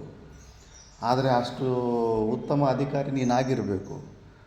ಏನು ಲಾಭ ಏನು ಇವೆಲ್ಲ ಉಪಾಸನೆ ಮಾಡೋದ್ರಿಂದ, ಏನು ಸುಮ್ಮನೆ ಟೈಮ್ ವೇಸ್ಟ್ ಅಲ್ಲ ಹಂಗೆ ಹಿಂಗೆ ಅಂತ ವಿವೇಕಾನಂದ ಕೇಳ್ತಾನೆ. ನೋಡು, ನೀನು ಈ ಶರೀರದ ಪಾಲನೆ ಸಲುವಾಗಿ ನೀನು ಎಷ್ಟು ಟೆನ್ಷನ್ ತಗೊತೀಯೋ, ನಾನು ಅದ್ರ ಬಗ್ಗೆ ಒಂದು ಲೇಷ ಮಾತ್ರ ಕೂಡ ನಾನು ಟೆನ್ಷನ್ ತಗೊಳ್ಳೋದಿಲ್ಲ ಅಂತಾರೆ ರಾಮಕೃಷ್ಣ ಪರಮಹಂಸ. ಉಪಾಸನೆ ಮಾಡೋದರಿಂದ ಈ ಶರೀರದ ಮೇಂಟೆನೆನ್ಸ್ ಆಗಲಿ ಮತ್ತು ಈ ಅಂತಃಕರಣ ಶುದ್ಧಿ ಇವೆಲ್ಲ ಇನ್ನೂ ಶೀಘ್ರವಾಗಿ ಆಗ್ತವೆ. ಯಾವುದೇ ಪ್ರಕಾರದ ನಿನಗೆ ಭಯನೇ ಇರೋದಿಲ್ಲ. ನಾವು ಕೂಡ ನೋಡ್ತೀವಿ, ಫಸ್ಟು ಶ್ರೀಶೈಲದಲ್ಲಿ ಆಗ ದ್ವೈತ ಭಾವನೆ ಇತ್ತಲ್ಲ. ದ್ವೈತ ಭಾವನೆ ಇದ್ದಾಗ ನಾನು ಕಣ್ಣು ಮುಚ್ಚಿಕೊಂಡು ತಪಸ್ಸು ಮಾಡ್ತೀನಿ, ಯಾರೋ ಒಬ್ಬರು ದೇವರು ಪ್ರತ್ಯಕ್ಷ ಆಗ್ತಾರೆ, ಬಂದು ಅವ್ರು ಮತ್ತೆ ಅವರೆಲ್ಲ ನೋಡ್ಕೊತಾರೆ ಅನ್ನೋದು ಎಕ್ಸ್ಪೆಕ್ಟೇಷನ್ ಇದ್ದಾಗ ಹೆಚ್ಚು ದಿವಸ ಕೊಡೋದಕ್ಕಾಗ್ತಾಯಿತ್ತು. ಮತ್ತು ತತ್ವಬೋಧ ಎಲ್ಲ ಓದಿದ ಮೇಲೆ ಮತ್ತು ಹಿಮಾಲಯದಲ್ಲಿ ಹರಿಹರ ಪರ್ವತದಲ್ಲಿ ಕೂತಾಗ ಈಗ ಆ ಎಕ್ಸ್ಪೆಕ್ಟೇಷನ್ ಏನೂ ಇಲ್ಲ. ಬರೀ ಇನ್ನು ಶರೀರ ಬಿಡೋದಷ್ಟೇ, ಇನ್ನು ಶರೀರದ ಅವಶ್ಯಕತೆ ಇಲ್ಲ ಅಂತ 3 ದಿವಸ ಇರೋಕ್ಕಾಗಲಿಲ್ಲ ಮುಮುಕ್ಷುಗಳಿಗೆ.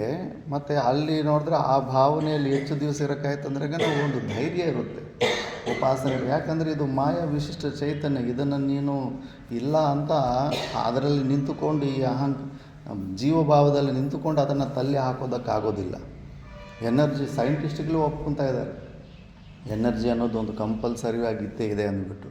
ಆ ಎನರ್ಜಿಯನ್ನು ನೀನು ಅದಕ್ಕೆ ಸರೆಂಡರ್ ಆಗಿಬಿಡು. ಅದರ ಸಲುವಾಗಿ ಇದು ಗುರು ಭಕ್ತಿ, ಇಷ್ಟ ದೇವರ ಉಪಾಸನೆ ಎಲ್ಲವೂ ಕೂಡ ನಮ್ಮ ಒಂದು ಅಹಂಕಾರನ ಅದರಲ್ಲಿ ಮರ್ಜ್ ಆಗಬೇಕಂತ. ಅದರ ಜೊತೆ ಯುದ್ಧ ಆಡ್ತೀಯೋ, ಅದರ ಜೊತೆ ನೀನು ಕಾಂಪ್ರಮೈಸ್ ಆಗ್ತೀಯೋ ನಿನ್ನ ಕೈಇದೆ. ಯುದ್ಧ ಎಷ್ಟು ಅಂತ ಆಡೋಕ್ಕಾಗ್ತೀಯ? ಆ ಮಾಯೆ ಸ್ವಲ್ಪ ಏನಾದರೂ ಮನಸ್ಸಿಟ್ಟಿತ್ತಂದ್ರೆಗೇ ಮತ್ತೆ ನಿನ್ನ ಕೈಯಲ್ಲಿ ಮತ್ತೆ ಬೇಡ ಅನಿಸ್ಬಿಡುತ್ತೆ. ಆದ್ದರಿಂದ ಅದಕ್ಕೆ ಆ ಶಕ್ತಿಗೆ ನೀನು ಸರೆಂಡರ್ ಆಗಲೇಬೇಕು. ಆ ಶಕ್ತಿ ಕೂಡ ನೀನು ಗುರು ಪಾದಗಳಲ್ಲಿದೆ. ನೀನು ಗುರುಗಳನ್ನು ಇಟ್ಕೊಂಡ್ಬಿಟ್ರೆ ನೀನು ಅಂಥ ಒಂದು ಮಾಯಾ ವಿಶಿಷ್ಟ ಚೈತನ್ಯ ಕೂಡ ತಲೆ ಬಗ್ಗಿಸ್ಬೇಕಾಗಿಲ್ಲ. ಯಾಕಂದರೆ ಆ ಗುರುತತ್ವವೇ ಅದಾಗಿರುತ್ತೆ. ಅದು ಕೂಡ ನಿನ್ನನ್ನು ಡಿಸ್ಟರ್ಬ್ ಮಾಡೋದಕ್ಕಾಗೋದಿಲ್ಲ. ಆದ್ದರಿಂದ ಒಂದೇ ಗುರುಪದ ದ್ವಂದ್ವಂ ವಾಂಗ್ ಮನೋತೀತ ಗೋಚರಂ. ಅದು ವಾಂಗ್ಗೆ, ಮನಸ್ಸಿಗೆ ಯಾವುದಕ್ಕೂ ಗೋಚರ ಆಬ್ಜೆಕ್ಟಿಫೈ ಆಗುವಂಥ ತತ್ವವಲ್ಲ. ಅದು ಸಬ್ಜೆಕ್ಟ್. ಅದು ಅಂಥ ಒಂದು ತತ್ವಕ್ಕೆ ಶ್ವೇತರಕ್ತ ಪ್ರಭಾಭಿನ್ನಂ ಅಂದರೆ ಶಿವಶಕ್ತ್ಯಾತ್ಮಕಂ, ಶಿವಶಕ್ತಿ ರೂಪದಲ್ಲಿ ನಾವು ಏನೆಲ್ಲ ಅದನ್ನು ತಿಳ್ಕೊಂಡಿದ್ದೀವೋ ಅದು ಗುರುಪಾದದಲ್ಲೇ ಇದೆ. ಅಂಥ ಒಂದು ಗುರುವಿಗೆ ನಾನು ನಮಸ್ಕಾರ ಮಾಡ್ತಾಯಿದ್ದೀನಿ ಅಂದ್ಬಿಟ್ಟು ಆ ಮಾಯಾ ವಿಶಿಷ್ಟ ಚೈತನ್ಯನೇ ನಾವು ಸರೆಂಡರ್ ಆಗಿಬಿಟ್ರೆ ನಿನ್ನನ್ನು ಈ ಸ್ಥಿತಿಯಿಂದ ಆ ಜ್ಞಾನದ ಸ್ಥಿತಿಗೆ ಎಬ್ಸಿಬಿಡುತ್ತೆ. ಅದು ಬ್ರಹ್ಮಸೂತ್ರದಲ್ಲಿ ಪೂರ್ವಪಕ್ಷಿ ಪ್ರಶ್ನೆ ಕೇಳ್ತಾನೆ. ಯಾಕಂದರೆ ಅಲ್ಲಿ ಭಾಷ್ಯಕಾರ ಭಗವಾನರು ಸರ್ವೇ ಶಾಸ್ತ್ರಾನಿ ವಿಧಿ ಪ್ರತಿಷೇಧ ಮೋಕ್ಷಪರಾಣಿ ಸರ್ವೇ ಅವಿದ್ಯಾ ಆಕ್ಯಂ ಅಂತ.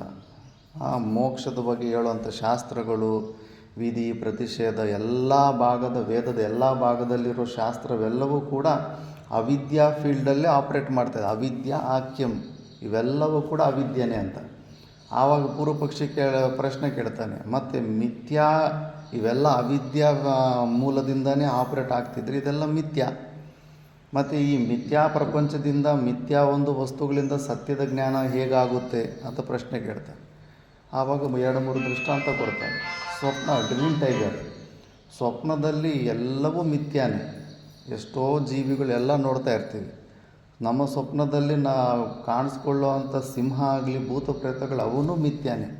ಅವು ಮಿಥ್ಯ ಆದರೂ ಕೂಡ ಅವುಗಳಿಗೆ ಎಷ್ಟು ಸಾಮರ್ಥ್ಯ ಇರುತ್ತೆ ಅಂದರೆ ನಿನ್ನನ್ನು ಆ ಸ್ವಪ್ನ ಅವಸ್ಥೆಯಿಂದ ಮೇಲಿನ ಅವಸ್ಥೆ, ಜಾಗೃತ ಅವಸ್ಥೆಗೆ ಎಬ್ಬಿಸುವಷ್ಟು ಸಾಮರ್ಥ್ಯ ಇರುತ್ತೆ. ಅದೇ ಥರ ಗುರುಗಳು, ಶಾಸ್ತ್ರ ಈ ಪ್ರಪಂಚದಲ್ಲಿ ಸ್ವಪ್ನದ ಸಿಂಹಗಳಿದ್ದಂಗೆ ಮಿಥ್ಯಾ ಫೀಲ್ಡಲ್ಲಿದ್ದರೂ ಕೂಡ ಅವು ಸತ್ಯದ ಅವಸ್ಥೆಗೆ, ನಿನ್ನ ಪಾರಮಾರ್ಥಿಕ ಸತ್ಯಕ್ಕೆ ನಿನ್ನನ್ನು ಎಬ್ಬಿಸುವಷ್ಟು ಸಾಮರ್ಥ್ಯ ಇರ್ತವೆ. ಗಾಡಿನಲ್ಲಿ, ಟೂ ವೀಲರ್ನಲ್ಲಿ ಸೈಡಲ್ಲಿ ಮಿರರ್ ಇರುತ್ತೆ. ಆ ಮಿರರ್ ಮೇಲೇ ಬರೆದಿರ್ತಾರೆ, objects that appear nearer are farther than they appear ಅಂದ್ಬಿಟ್ಟು. ಹೆಂಗೆ ಕಾಣಿಸುತ್ತೆ, ಹಿಂದ್ಗಡೆ ಇರೋ ಗಾಡಿ ಬಂದು ಟಚ್ಚೇ ಮಾಡಿಬಿಟ್ಟಿದ್ದಾನೋ ನಮ್ಮ ಗಾಡಿಗೆ ಅನ್ನೋ ಥರ ಕಾಣಿಸ್ತಾ ಇರುತ್ತೆ. ಆದರೆ ನಾವು ಆ ಕನ್ನಡಿ ಮೇಲೆ ಬರೆದಿರೋಂಥ ಇನ್ಸ್ಟ್ರಕ್ಷನ್ನು, ಆ ಜ್ಞಾನದಿಂದ ಅದು ನಮ್ಮ ಗಾಡಿಗೆ ಹಿಂದ್ಗಡೆ ಬಂದು ಗುದ್ದುಬಿಟ್ಟಿದೆ ಅನ್ನೋ ಥರ ಕಾಣಿಸ್ತಾ ಇದ್ದರೂ ಕೂಡ ಇನ್ನೂ ಒಂದು 5-6 ಫೀಟ್ ದೂರದಲ್ಲೇ ಇದೆ ಅನ್ನೋ ಒಂದು ಸತ್ಯದ ಜ್ಞಾನನ ಹೊಂದುತ್ತೀವ ಇಲ್ಲ. ಅದು ಇಮೇಜ್, ಆ ಕನ್ನಡಿಯಲ್ಲಿ ಮಿಥ್ಯಾ ಇಮೇಜಿಂದ ಕೂಡ ನಮಗೆ ಸತ್ಯದ ಜ್ಞಾನ ಅರಿವು ಆಗೇ ಆಗುತ್ತೆ. ಆದ್ದರಿಂದ ಮಿಥ್ಯಾ ವಸ್ತುಗಳು ಕೂಡ ಸತ್ಯದ ಜ್ಞಾನವನ್ನು ಮಾಡಿಸ್ತಾವಂತಲೂ ಇದರಲ್ಲಿ ಬ್ರಹ್ಮಸೂತ್ರದಲ್ಲಿ ಉತ್ತರ ಕೊಡ್ತಾನೆ. ಅದೇ ಥರ ಈ ಗುರು ಪಾದದಲ್ಲಿರುವಂಥ ಈ ಮಾಯಾ ವಿಶಿಷ್ಟ ಚೈತನ್ಯ ಅವಿದ್ಯಾ ಮೂಲವಾದರೂ ಕೂಡ ಆ ಮಾಯಾ ವಿಶಿಷ್ಟ ಚೈತನ್ಯಕ್ಕೆ ನಿನ್ನ ಈ ಸ್ಥಿತಿಯಿಂದ ಪಾರಮಾರ್ಥಿಕ ಸತ್ಯಕ್ಕೆ ಕಳಿಸುವಂಥ ಸಾಮರ್ಥ್ಯ ಇರುತ್ತೆ. ನಾವೇ ಪ್ರಾಕ್ಟಿಕಲಾಗಿ ನೋಡಿ ಎಲ್ಲಿ ಹೋದರೂ ಕೂಡ ಈಗ ಪ್ರಧಾನಮಂತ್ರಿಗೆ ಹೆದರಬೇಕಾ ಇಲ್ವ? ನಾವು ಆ ಕಾನೂನಿಗೆ ಹೆದರಬೇಕೇ ಇಲ್ಲ. ಯಾರು ಪವರ್ಫುಲ್ ಪೊಸಿಷನ್ಲಿರ್ತಾರೆ, ಎಲ್ಲಿ ಪವರ್ ಇರುತ್ತೋ ಆ ಜಾಗದಲ್ಲೆಲ್ಲ ಕೂಡ ನಾವು ಅಲ್ಲಿ ಸ್ವಲ್ಪ ಭಯ ಭಕ್ತಿಯಿಂದ ಇದ್ರೇ ನಮಗೆ ಜೀವನ ಸುಗಮವಾಗಿರುತ್ತೆ. ಮತ್ತು ಈ ಮಾಯಾ ವಿಶಿಷ್ಟ ಚೈತನ್ಯ ಎಲ್ಲರೂ ಮೂಲದಲ್ಲಿರುವಂಥ ಪವರ್ ಅದು. ಮತ್ತು ಆ ಪವರ್ಗೆ ನಿನ್ನ ಮೈಂಡು, ನಿನ್ನ ಆ್ಯಟಿಟ್ಯೂಡು ತಲೆ ಬಗ್ಸ್ತಾ ಇಲ್ಲ ಅಂದರೆ ಅದು ನಿನ್ನನ್ನು ಆಟ ಆಡಿಸುತ್ತೆ. ಈಗ ನೀನು ಯಾವುದೋ ಕಂಪನಿಯಲ್ಲಿ ಕೆಲಸ ಮಾಡ್ತಾ ಇರ್ತೀಯ, ಆ ಕಂಪನಿ ಮ್ಯಾನೇಜರ್ಗೆ ನೀನು ಅವನ ಲೆಕ್ಕಕ್ಕೆ ತಗೊಳ್ದಿರ ನಿನ್ನ ಹಾವಭಾವಗಳಲ್ಲಿ, ನಿನ್ನ ಒಳಗಡೆ ಇಂಟೆನ್ಷನ್ ಅವನನ್ನು ನೆಗ್ಲೆಕ್ಟೇ ಮಾಡ್ತಿದ್ದೆ ಅಂದ್ರೆ ಅವನು ಸುಮ್ಮನೆ ಇರ್ತಾನೆ. ಅವನು ನಿನಗೆ ಟಾರ್ಚರ್ ಮಾಡಿ ನನ್ನ ಉದ್ಯೋಗದಿಂದ ತೆಗೆದು ಪಕ್ಕಕ್ಕೆ ಹಾಕ್ಬಿಡ್ತಾನೆ. ಈ ಮಾಯಾ ವಿಶಿಷ್ಟ ಚೈತನ್ಯ ವಿಷಯದಲ್ಲಿ ನಾವು ಅರ್ಥ ಮಾಡ್ಕೋಬೇಕು. ಎಲ್ಲಿ ತನಕ ನಮಗೆ ಈ ಅಹಂಕಾರ, ಈಗೋ ಇನ್ನೂ ಈ ಜೀವಭಾವದಲ್ಲಿ ಇರ್ತೀವೋ ಅಲ್ಲಿ ತನಕ ಆ ಒಂದು ಶಕ್ತಿ ಆವಾಗಲೂ 100 ಸತಿ ಹಿಂಗೆ ತಪೋವನ್ ಮಹಾರಾಜ್, ಬಡೆ ಮಹಾರಾಜ್ ಎಲ್ಲ ಶ್ರೇಷ್ಠವಾದಂಥ ವೇದಾಂತಿಗಳು ಉತ್ತರ ಕಾಶಿಯಲ್ಲಿ ಕೂತ್ಕೊಂಡು ಒಂದು ದಿವಸ ಡಿಸೈಡ್ ಮಾಡ್ತಾಯಿದ್ರಂತೆ. ಇದೇ ಮತ್ತು ಈ ಮೂರ್ತಿ ಪೂಜೆ, ಗುಡಿಗೆ ಹೋಗೋ ದರ್ಶನ, ಸನ್ಯಾಸಿಗಳಿಗೇನು ನಿಯಮ ಇರೋದಿಲ್ಲ. ಸಂಧ್ಯಾ ವಂದನ ಆಗಲಿ, ಎಲ್ಲೂ ಏನು ಗುಡಿಗೆ ಹೋಗ್ಬೇಕಂತ, ಆರತಿ ಮಾಡಬೇಕಂತ ಏನು ನಿಯಮಗಳಿರೋದಿಲ್ಲ. ಬಟ್ ಇವೆಲ್ಲ ಮಾಡ್ಕೊಂಡಿದ್ದೀವೆಲ್ಲ, ಇದು ನಡೆಸ್ಕೊಂಡು ಹೋಗೋದು ಕರೆಕ್ಟಾ ಇಲ್ವಾ ಅಂತ ಚರ್ಚೆ ಸ್ಟಾರ್ಟ್ ಆಯ್ತಂತೆ.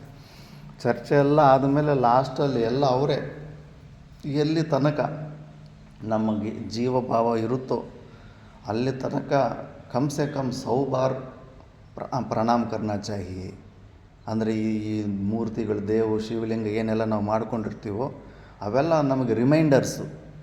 ಆ ಮೂರ್ತಿನ ನೋಡಿದಾಗೆಲ್ಲ ಆ ಮಾಯಾ ವಿಶಿಷ್ಟ ಚೈತನ್ಯಕ್ಕೆ ನಮಸ್ಕಾರ ಮಾಡ್ಕೋಬೇಕು. ಕಮ್ ಸೆ ಕಮ್ 100 ಬಾರ್ ಅಂದರೆ ಒಂದು 100 ಸತಿ ಆದರೂ ನಾವು ನಮಸ್ಕಾರ ಮಾಡ್ಕೊತಾ ಇರಬೇಕು.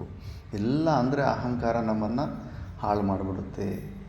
ಮತ್ತು ನೀನು ಅಂಥ ಒಂದು ಅದ್ಭುತವಾಗಿ ಇದಕ್ಕೆ ಅತೀತವಾದಂಥ ಸ್ಥಿತಿಗೆ ಸ್ವರೂಪದಲ್ಲಿ ನಿಂತುಕೊಂಡಾಗ ಇದರ ಅವಶ್ಯಕತೆ ಬೇಕಾಗಿಲ್ಲ. ಅಂಥ ಸ್ಥಿತಿಯಲ್ಲಿದ್ದವರು ಎಷ್ಟೋ ಎಕ್ಸಾಂಪಲ್, ಇದು ಒಡಿಯಾ ಸ್ವಾಮೀಜಿ ಅವರೆಲ್ಲ ವೃಂದಾವನದಲ್ಲಿ, ಅವರು ಗುಡಿ ಒಳಗಡೆ ಹೋದರೆ ಗರ್ಭಗುಡಿಗೆ ಎಲ್ಲ ಸೈಡಲ್ಲಿರೋ ಗೋಡೆಗಳಿಗೆ, ಪಿಲ್ಲರ್ಗಳಿಗೆ ಎಲ್ಲ ಕಡೆಯೂ ಪ್ರಣಾಮ ಮಾಡ್ತಿದ್ದರಂತೆ. ಅವ್ರಿಗೆ ಒಳಗಡೆ ಇರೋ ವಿಗ್ರಹ, ಗೋಡೆಯಲ್ಲಿರೋ ಕಲ್ಲು ಯಾವುದೇನೋ ಡಿಫ್ರೆನ್ಸ್ ಕಾಣಿಸ್ತಾ ಇರಲಿಲ್ಲ.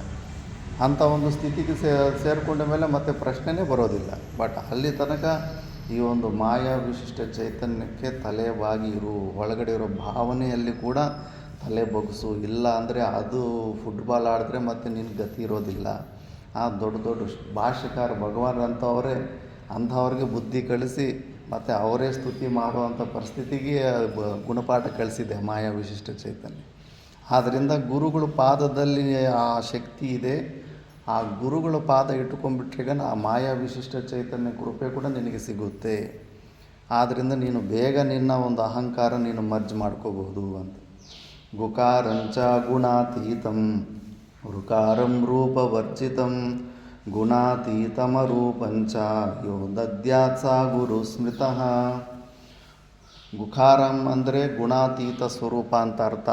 ಋಕಾರಂ ಅಂದರೆ ರೂಪವರ್ಜಿತ, ಗುಣಗಳಿಲ್ಲ, ರೂಪಗಳಿಲ್ಲ, ತತ್ವ ಅದೇ ಅದ್ಭುತವಾದಂಥ ತತ್ವ. ಗುಣಾತೀತಂ ಅರೂಪಂಚ ಯೋ ದದ್ಯಾತ್, ಅಂಥ ಒಂದು ಗುಣಾತೀತ, ರೂಪಾತೀತ ಸ್ವರೂಪದ ಜ್ಞಾನವನ್ನು ಯಾರು ಕೊಡ್ತಾರೋ ಅಂಥ ಸಾ ಗುರು ಸ್ಮೃತಃ.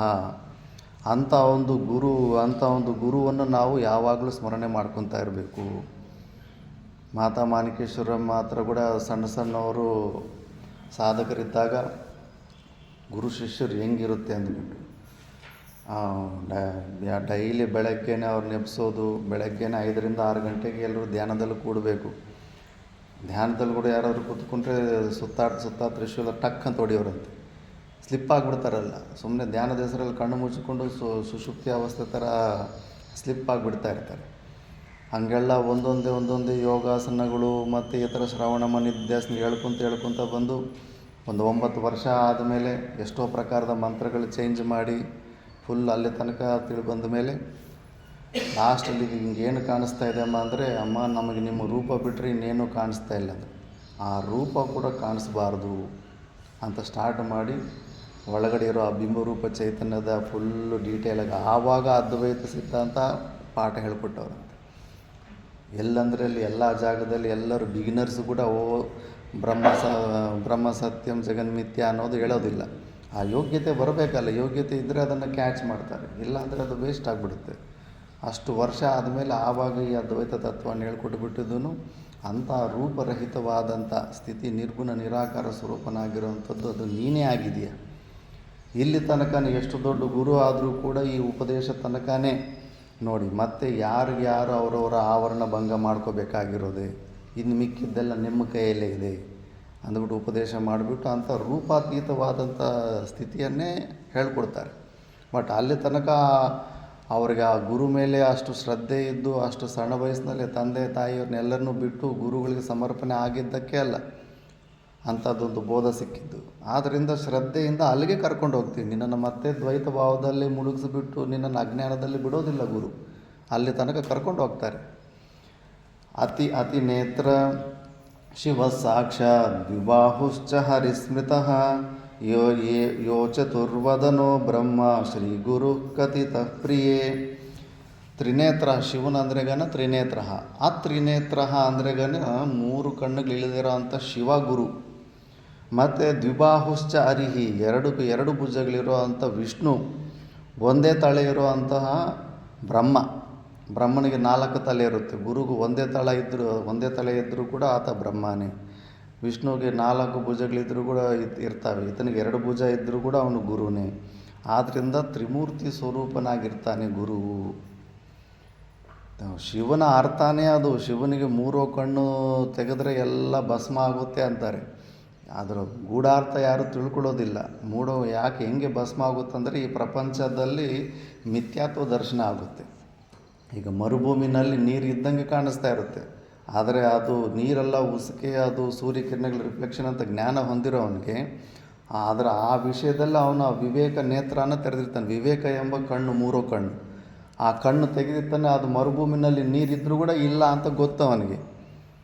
ಅವನ ದೃಷ್ಟಿಯಲ್ಲಿ ಆ ನೀರನ್ನು ಭಸ್ಮ ಮಾಡಿಬಿಟ್ಟಿದ್ದಾನೆ ಅವನು. ಯಾಕಂದರೆ ಅವನ ದೃಷ್ಟಿಯಲ್ಲಿ ಅಲ್ಲಿ ನೀರಿಲ್ಲ, ಕಾಣಿಸ್ತಾ ಇದ್ದರೂ ಕೂಡ ನೀರಿಲ್ಲ.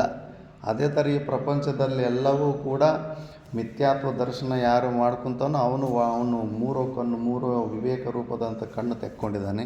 ಅವನು ಶಿವನಾಗಿದ್ದಾನೆ ಅಂತ ಅರ್ಥ. ಅಂಥ ತತ್ವ ಗುರುನಲ್ಲೇ ಇರ್ತವೆ. ತ್ರಿಮೂರ್ತಿ ತತ್ವಗಳು ಎಲ್ಲವೂ ಕೂಡ ಗುರುನಲ್ಲೇ ಇರ್ತವೆ. ಆದ್ದರಿಂದ ಗುರುಗಿಂತ ಅತಿರಿಕ್ತವಾಗಿ ಮತ್ತೆ ನೀನು ಅಲ್ಲಿ ಇಲ್ಲಿ ಎಲ್ಲೂ ಶ್ರದ್ಧೆ ಇಡಬೇಕಾದ ಅವಶ್ಯಕತೆ ಇರೋದಿಲ್ಲ. ಅಯಂ ಮಯಾಂಜಲಿರ್ಬದ್ಧೋ ದಯಾಸಾಗರ ಸಿದ್ಧಯೇ ಯದನುಗ್ರಹತೋ ಜಂತು ತ್ರಿಸಂಸಾರ ಮುಕ್ತಿಭಾಗ್. ಅಯಂ ಮಯಾಂಜಲಿರ್ಬದ್ಧ ಅಂತ ಗುರುದೇವರಿಗೆ ನಾನು ಅಂಜಲಿ ಬದ್ಧನಾಗಿ ದಯಾಸಾಗರ ಸಿದ್ಧಯೇ, ಆ ದಯಾಸಾಗರನಾದ ಗುರುವಿಗೆ ಯದನುಗ್ರಹತೋ ಜಂತು ತ್ರಿಸಂಸಾರ ಮುಕ್ತಿಭಾಗ್ ಅಂದರೆ ಎಲ್ಲ ಪ್ರಕಾರದ ಸಂಸಾರ, ಎಲ್ಲ ಪ್ರಕಾರದ ದುಃಖಗಳಿಂದ ದೂರ ಆಗ್ತಾರೋ ಅಂಥ ಗುರುಗೆ ನಾನು ಬದ್ಧಾಂಜಲಿಯಿಂದ ಸಾಷ್ಟಾಂಗ ಪ್ರಣಾಮಾದಿಗಳು ಮಾಡಿ ನಮಸ್ಕಾರ ಮಾಡ್ತಾಯಿದ್ದೀನಿ ಅಂತ. ಸಾಕ್ಷಾತ್ ಶಿವನೇ ಅವೆಲ್ಲ ಮಾಡಿ ತೋರಿಸ್ಕೊಟ್ಟಿದ್ದಾನೆ. ಯಾಕಂದರೆ ಈ ಆ್ಯಕ್ಷನ್ಸ್ ಏನಿದೆಯೋ ಪ್ರಶ್ರಯ ಸೇವನೈಹಿ ಅಂತಾರೆ ಗುರುಗಳ ಹತ್ರ. ಅಂದ್ರೆಗನ ಪೂಜ್ಯೇಶು ಭಕ್ತಿ ಅಂತ, ಪೂಜ್ಯೇಶು ಅನುರಾಗ ಭಕ್ತಿ ಅಂತಾರೆ. ಅದು ಹೊರಗಡೆ ನಮ್ಮ ಶರೀರದಲ್ಲಿ ಕಾಣಿಸ್ಕೋಬೇಕು. ಕಣ್ಣಿನ ನೋಟ, ಹಾವಭಾವಗಳಲ್ಲಿ ಆ ವಿನಯತೆ, ಆ ಶ್ರದ್ಧೆ, ಆ ಭಕ್ತಿ ಕಾಣಿಸ್ಕೋಬೇಕು. ನಾವು ಸಣ್ಣ ವಯಸ್ಸಿನಿಂದ ಎಷ್ಟು ಅಹಂಕಾರದಲ್ಲಿ ಬೆಳೆದಿರ್ತೀವಂದರೆ ನಮ್ಮಂಥ ನಾಸ್ತಿಕರಾದರೆ ಇನ್ನೂ ಟೂ ಮಚ್ ಆಗಿ ಬೆಳೆದಿರ್ತೀವಿ. ಜೀವನದಲ್ಲಿ ಎಲ್ಲೂ ಇನ್ನೊಂದು ಜಾಗದಲ್ಲಿ ತಲೆ ಬಗ್ಸೋದಕ್ಕೆ ಮನಸ್ಸೇ ಆಗೋದಿಲ್ಲ. ಅಂಥ ಒಂದು ವಿಪರೀತವಾದ ಅಹಂಕಾರದಲ್ಲಿ ಬೆಳೆದಿರ್ತಾರೆ. ಅದೇ ಆ ಅಹಂಕಾರವೇ ಬದ್ಧ ಶತ್ರು ಅಂತ ಗುರುಗಳಿಗೆ ಗೊತ್ತು. ಅದಕ್ಕೆ ಗುರುಗಳ ಹತ್ರ ನಿಯಮನೇ ಹಂಗೆ ಇಟ್ಬಿಟ್ಟವ್ರೆ. ಫಸ್ಟ್ ನೀನು ಬಗ್ಗೋದು ಕಲಿಗೆ ಅಂದ್ಬಿಟ್ಟು. ಗುಡಿಗಳಲ್ಲೂ ಕೂಡ ಅಷ್ಟೇ, ಗರ್ಭಗುಡಿ ಬಾಗಿಲು ಸಣ್ಣದೇ ಇಟ್ಟಿರ್ತಾರೆ. ನೆಟ್ಟಗೆ ಹೋಗೋದಲ್ಲ. ದೇವ್ರ ವಿಷಯ ಬಂದಾಗ, ಗುರುಗಳ ವಿಷಯ ಬಂದಾಗ ಬಾಡಿ ಬೆಂಡ್ ಆಗಬೇಕು. ಬಾಡಿ ಬೆಂಡ್ ಆಗಿದ್ದು ಒಳಗಡೆ ಭಾವಗಳಿಗೆ ಅನುಕೂಲವಾಗಿ ಹೊರಗಡೆ ಶರೀರದಲ್ಲಿ ಕ್ರಿಯೆಗಳು ನಡೀತಾ ಇರ್ತವೆ, ಹಾವಭಾವಗಳು. ನೀನು ಒಳಗಡೆಯಲ್ಲೇ ಅಹಂಕಾರ ಭಾವ ಇದ್ದಂಗೆ ಹಂಗೆ ನೆಗ್ಲೆಕ್ಟ್ ಮಾಡ್ಕೊಂಡು ಹೋಗ್ತಾ ಇರ್ತೀಯ, ಉಪೇಕ್ಷೆ ಮಾಡ್ತಾ ಇರ್ತೀವಿ ಗುರುಗಳಿದ್ದರೂ ಕೂಡ. ಆ ಭಾವ ಒಳಗಡೆ ಇತ್ತಂದ್ರೆ ನಿನ್ನ ಆ್ಯಕ್ಷನ್ಸಲ್ಲಿ ಅದು ಕಾಣಿಸ್ತಾ ಇರುತ್ತೆ. ಸಾಷ್ಟಾಂಗ ಪ್ರಣಾಮ ಅಂದರೆ ನನ್ನ ಎಲ್ಲ ಇಂದ್ರಿಯ ಶಕ್ತಿಗಳ ಅಹಂಕಾರ ಸಮೇತ ನಿನ್ನ ಪಾದದ ಹತ್ರ ಇಟ್ಟಿದ್ದೀನಿ ಅಂತ ಅದೊಂದು ಫೀಲಿಂಗ್, ಅದು ಭಾವನ ವ್ಯಕ್ತ ಮಾಡಬೇಕು. ಇವೆಲ್ಲವೂ ಕೂಡ ಅಬ್ಸರ್ವ್ ಮಾಡ್ತಾ ಇರ್ತಾರೆ ಗುರುಗಳಿಗೆ. ಇವನ ಶ್ರದ್ಧೆ ಏನು, ಆ ಲೋಕಕ್ಕೆ ಹೆದರ್ಕೊಂಡು ಫಾರ್ಮ್ಯಾಲಿಟೀಸ್ ಥರ ಸುಮ್ಮನೆ ಮಾಡ್ತಾವನೇ ಇಲ್ಲ, ಒಳಗಡೆ ನಿಜವಾಗ್ಲೂ ಅಷ್ಟು ಭಾವನೆ ಇದೆಯಾ ಗೊತ್ತಾಗ್ಬಿಡುತ್ತೆ. ಅವರು ಪ್ರಣಾಮಗಳು ಮಾಡೋ ಇದರಲ್ಲೇ ಗೊತ್ತಾಗ್ಬಿಡುತ್ತೆ ಯಾರ ಭಾವನೆ, ಯಾರ ಶ್ರದ್ಧೆ ಎಲ್ಲಿ ತನಕ ಇದೆ, ಎಷ್ಟಿದೆ ಅಂದ್ಬಿಟ್ಟು. ಆದ್ದರಿಂದ ಗುರುಗಳ ಹತ್ರ ಈ ಸಂಪೂರ್ಣವಾಗಿ ಅವೆಲ್ಲ ಏನು ಇಟ್ಕೋಬಾರ್ದು, ಸಂಪೂರ್ಣವಾಗಿ ಸರೆಂಡರ್ ಆಗಬೇಕು. ಮುಖ್ಯವಾಗಿ ಈಗೋವನ್ನೇ ಗುರುಗಳ ಪಾದದ ಹತ್ರ ಇಟ್ಬಿಡಬೇಕು. ಆ ಥರ ಅಂಥ ಗುರುಗೆ ನಾನೇ ನಮಸ್ಕಾರ ಮಾಡ್ತಾಯಿದ್ದೀನಿ ಅಂತ ಶಿವ ನಮಸ್ಕಾರ ಮಾಡಿ ತೋರಿಸ್ತಾ ಇದ್ದಾನಲ್ಲಿ. ಶ್ರೀ ಗುರೋ ಪರಮಂ ರೂಪಂ ವಿವೇಕ ಚಕ್ಷುರಗ್ರತಃ ಮಂದಭಾಗ್ಯಾನ ಪಶ್ಯಂತಿ ಅಂಧಾ ಸೂರ್ಯೋದಯಂ ಯಥಾ. ಶ್ರೀ ಗುರೋಹೋ ಪರಮಂ ರೂಪಂ. ಗುರುಗಳನ್ನು ಯಾರು ಸರಿಯಾಗಿ ಅರ್ಥ ಮಾಡ್ಕೊಳ್ಳೋದಿಲ್ಲ. ಎಲ್ಲರೂ ಕಡಿಮೆ ಅಂಚನೆ ಮಾಡ್ತಾರೆ. ನಮ್ಮ ಗುರುಗಿಂತ ಬೇರೆಯವ್ರ ಗುರು ಅವ್ರ ಶ್ರೇಷ್ಠ ಏನೋ ಅಂತ ವಿವೇಕಾನಂದನಿಗೆ ಆಗಿತ್ತು. ರಾಮಕೃಷ್ಣ ಪರಮಹಂಸರು ಶರೀರ ಬಿಟ್ಟಿದ ಮೇಲೆ ಕೂಡ ಪ್ರಹಾರಿ ಬಾಬಾ ಅಂತ ಒಬ್ರು ಇರ್ತಾರೆ. ಅವ್ರ ಬಗ್ಗೆ ಹೆಚ್ಚು ಪ್ರಚಾರ ಆಗೋಷ್ಟೊತ್ತಿಗೆ ಬಹುಶಃ ಅವರು ತುಂಬ ದೊಡ್ಡ ಗುರುಗಳೇನೋ, ನಮ್ಮ ಗುರುಗಳಿಗಿಂತ ಶ್ರೇಷ್ಠ ಗುರುಗಳೇನೋ ಅಂತ ಭಾವನೆ ಬಂದಿರುತ್ತೆ. ಅವರನ್ನು ಭೇಟಿ ಮಾಡಬೇಕಂತ ಹೋಗಿ ನೋಡಿದ್ರೆ ಸ್ವಲ್ಪ ಹೊತ್ತು ವೆಯ್ಟ್ ಮಾಡು, ನಮ್ಮ ಗುರುಗಳಿಗೆ ಪೂಜೆ ಮಾಡ್ತಾಯಿದ್ದೀನಿ ಅಂತಾರೆ. ಹಬ್ಬ ಇವರೇ ಇಷ್ಟು ಶ್ರೇಷ್ಠ ಅಂದರೆ ಇವ್ರ ಗುರುಗಳು ಯಾರೋ, ಅವ್ರು ಎಷ್ಟು ಶ್ರೇಷ್ಠವಾದವರು ಅಂತ ತವಕದಿಂದ ಕಾಯ್ತಾ ಇರ್ತಾನೆ ವಿವೇಕಾನಂದ ನೋಡೋಣ ಅಂತ. ಬಾಗಿಲು ತೆಗೆದು ನೋಡಿದ್ರೆ ರಾಮಕೃಷ್ಣ ಪರಮಹಂಸರ ಫೋಟೋಗೆ ಪೂಜೆ ಮಾಡ್ತಾ ಇರ್ತಾನೆ.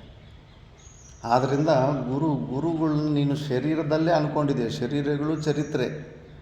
ನಮ್ಮ ಗುರುಗಳು ದೊಡ್ಡ ಗುರುಗಳಾಗಿದ್ದರೆ ಈಗ ಆ ಗುರುಗಳಿಗಿದ್ದಂಗೆ 20 ಲಕ್ಷ ಜನ ಭಕ್ತರಿರಬೇಕಾಗಿತ್ತು. ದೊಡ್ಡ ದೊಡ್ಡ ಆ ಕೆಲಸಗಳು ಈ ಕೆಲಸಗಳಾಗಬೇಕಾಗಿತ್ತು. ಇವೆಲ್ಲ ಏನೇನೋ ಲೆಕ್ಕಾಚಾರಗಳು ಹಾಕ್ಕೊಂಡಿರ್ತೀವಿ. ಕಾರ್ಯನ ನೋಡಿಕೊಂಡು ಗುರುಗಳನ್ನು ಕಡಿಮೆ ಅಂಚನೆ ಹಾಕೋದು. ಯಾವ್ಯಾವ ಶರೀರ ಸಂಘಾತದಲ್ಲಿ ಏನೇನು ಪ್ರಾರಬ್ಧ ಇರುತ್ತೋ ಆ ಕೆಲಸಗಳಾಗ್ತಾ ಇರ್ತವೆ. ಆ ಕಾರ್ಯಗೂ ಆ ಗುರುತತ್ವಕ್ಕೇನು ಸಂಬಂಧನೇ ಇರೋದಿಲ್ಲ. ಆ ಡಿಫ್ರೆನ್ಸಸ್ ಎಲ್ಲ ಯಾಕಂದರೆ ನಮಗೆ ಉಪಾಧಿಗತ ದೋಷಗಳು ನೋಡೋ ಅಭ್ಯಾಸನೇ ಇರೋದು. ಕೈ ಕಾಲುಗಳಿಂದಾನೇ ಗುರುಗಳನ್ನು ಎಲ್ಲ ನಾವು ಎಸ್ಟಿಮೇಷನ್ ಹಾಕ್ತಾ ಇರ್ತೀವಿ. ಆದ್ದರಿಂದ ಶ್ರದ್ಧೆ ಕಳ್ಕೊಂಡ್ಬಿಡ್ತೀವಿ. ಅದಕ್ಕೆ ಮಂದಭಾಗ್ಯನ ಪಶ್ಯಂತಿ ಅಂದಾಹ ಸೂರ್ಯೋದಯಂ ಯಥಾ. ಮೋಡಗಳು ಅಡ್ಡ ಬಂದಾಗ ಮಂದಬುದ್ಧಿ ಆದವರು ಸೂರ್ಯನ ಇಲ್ಲವೇ ಇಲ್ಲ ಇವತ್ತು, ಈ ಮೋಡಗಳು ಸೂರ್ಯನ ಮುಚ್ಚಿಬಿಟ್ಟಿದ್ದಾವೆ ಅಂತ ಅನ್ಕೊತಾರೆ. ಮೋಡದ ಸೈಜ್ ಎಷ್ಟು, ಸೂರ್ಯನ ಸೈಜ್ ಎಷ್ಟು, ಇದು ಅದನ್ನು ಮುಚ್ಚೋದಕ್ಕಾಗೋದೇ ಇಲ್ಲ. ಅದೇ ಥರ ಈ ಥರ ಮಂದಭಾಗ್ಯ ಅಂದ್ರೇಗ ಅವ್ರ ಭಾಗ್ಯ ಸರಿ ಇಲ್ಲ ಅವ್ರದ್ದು. ಅದಕ್ಕೆ ಒಳಗಡೆ ಇರೋ ಆ ಗುರು ತತ್ವವನ್ನು ಸೂಕ್ಷ್ಮವಾಗಿ ನೋಡೋಕ್ಕಾಗ್ತಾ ಇಲ್ಲ.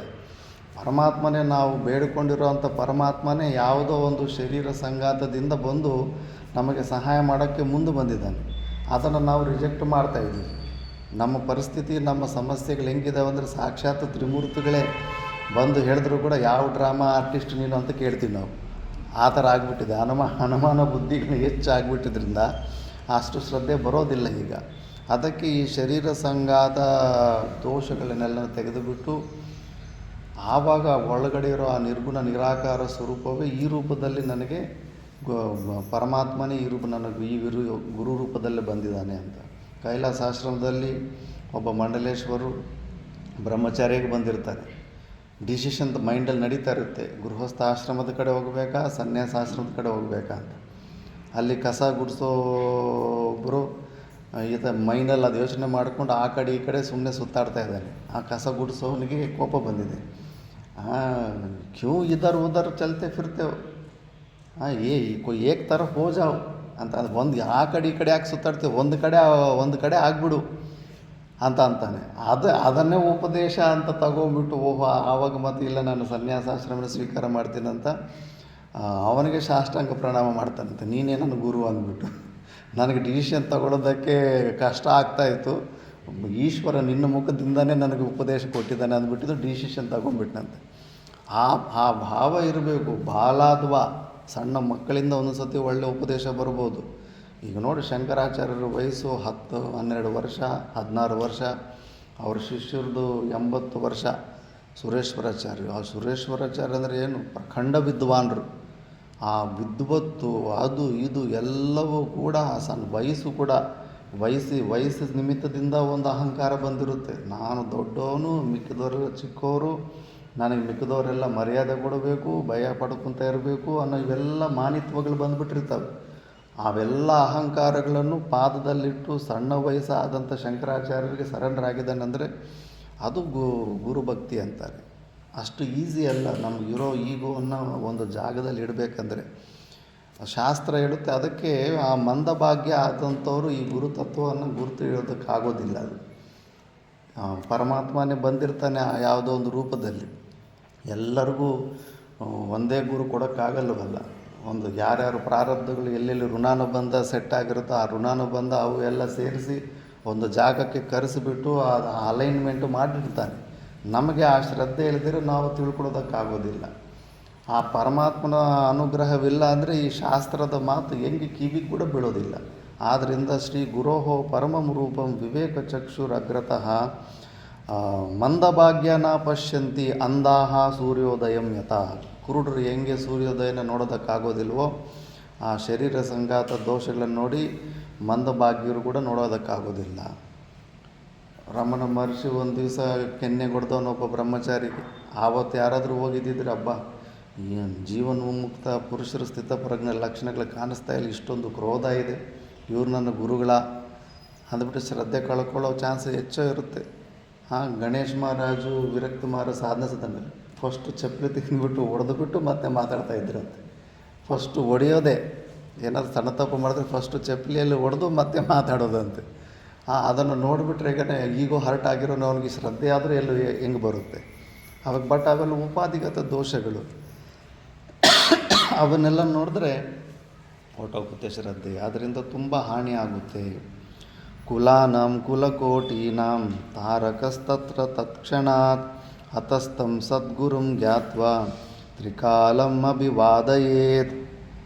ನೀನು ಯಾವುದೇ ಜಾತಿ ಯಾವುದೇ ವರ್ಣಾಶ್ರಮದಲ್ಲಿದ್ದರೂ ಕೂಡ, ಈಗ ಹೆಂಗೆ ಸದ್ಬ್ರಾಹ್ಮಣರ ತ್ರೈವರ್ಣಿಕರಾದಂಥವ್ರು ತ್ರಿಕಾಲ ಸಂಧ್ಯೆ ಮಾಡ್ತಿರ್ತಾರೋ, ಒಂದು ಹೊತ್ತು ಕೂಡ ಬಿಡಬಾರ್ದು, 3 ಹೊತ್ತು ಮಾಡಬೇಕು ಸಂಧ್ಯೆ.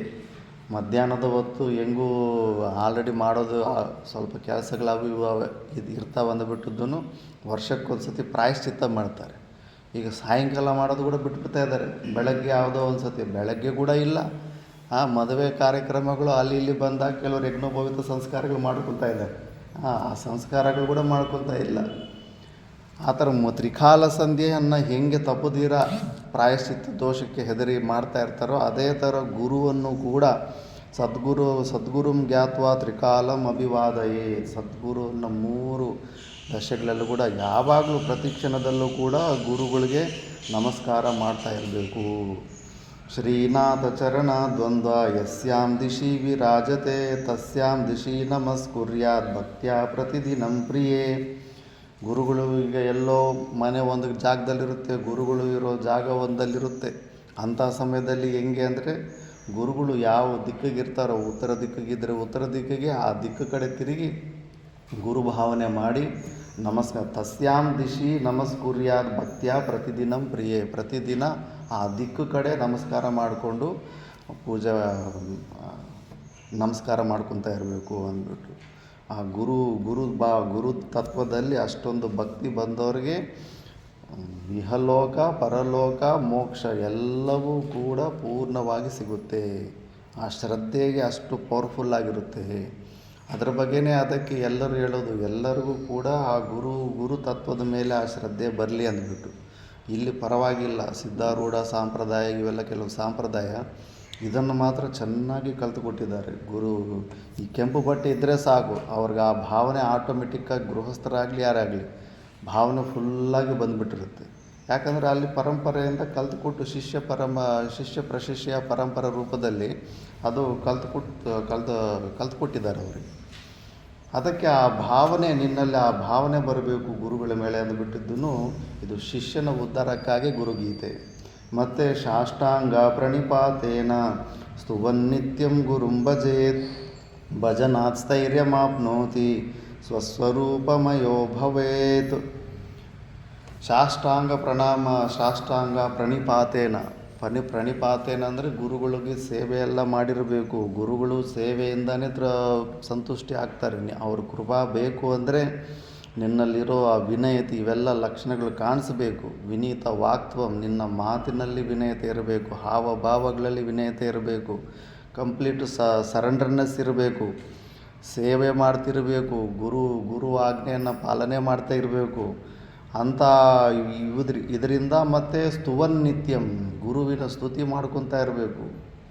ಅದು ಮಾದಾಮಾಣಿಕೇಶ್ವರಮ್ಮ ಅವರು ಎಷ್ಟೋ ಜನ ಅವ್ರ ಶಿಷ್ಯರಿಗೆ ಹೇಳಿದಾರಂತೆ, ಗುರುವಿನ ಚರಿತ್ರೆ ನೀವು ಎಷ್ಟು ಕೇವಲ ಆ ಚರಿತ್ರೆ ಹೇಳ್ಕೊಳ್ಳೋದ್ರಿಂದನೇ ನಿಮಗೆ ಮಹಾಪುಣ್ಯ ಬರುತ್ತೆ ಅಂತ. ಯಾಕಂದರೆ ಅಂಥ ಜೀವನ್ಮುಕ್ತ ಪುರುಷರ ಚರಿತ್ರೆನೇ ಮೋಕ್ಷ ಮತ್ತು ಮೋಕ್ಷ ಸಾಧನೆಯೇ ಆಗಿರುತ್ತೆ ಅವರ ಜೀವನ ಚರಿತ್ರೆ. ಅವ್ರ ಸಾಮರ್ಥ್ಯ ಎಷ್ಟಂದರೆ ವಿಶ್ವಾಸ ಇರೋರಿಗೆ ಗೊತ್ತಾಗುತ್ತೆ. ಅಲ್ಲೊಬ್ಬ ಹುಚ್ಚಿನ ಥರ ಬಂದಿದ್ದಂತೆ. ಹುಚ್ಚಿನ ಥರ ಬಂದರೆ 40 mm ದೊಡ್ಡ ಕಲ್ಲುಗಳೆಲ್ಲ ಅಲ್ಲಿ ಹಾಕಿದ್ರಂತೆ. ಅವನು ಬಂಡೆ ಕೆಲಸ ಮಾಡೋಣ ಅನಿಸುತ್ತೆ.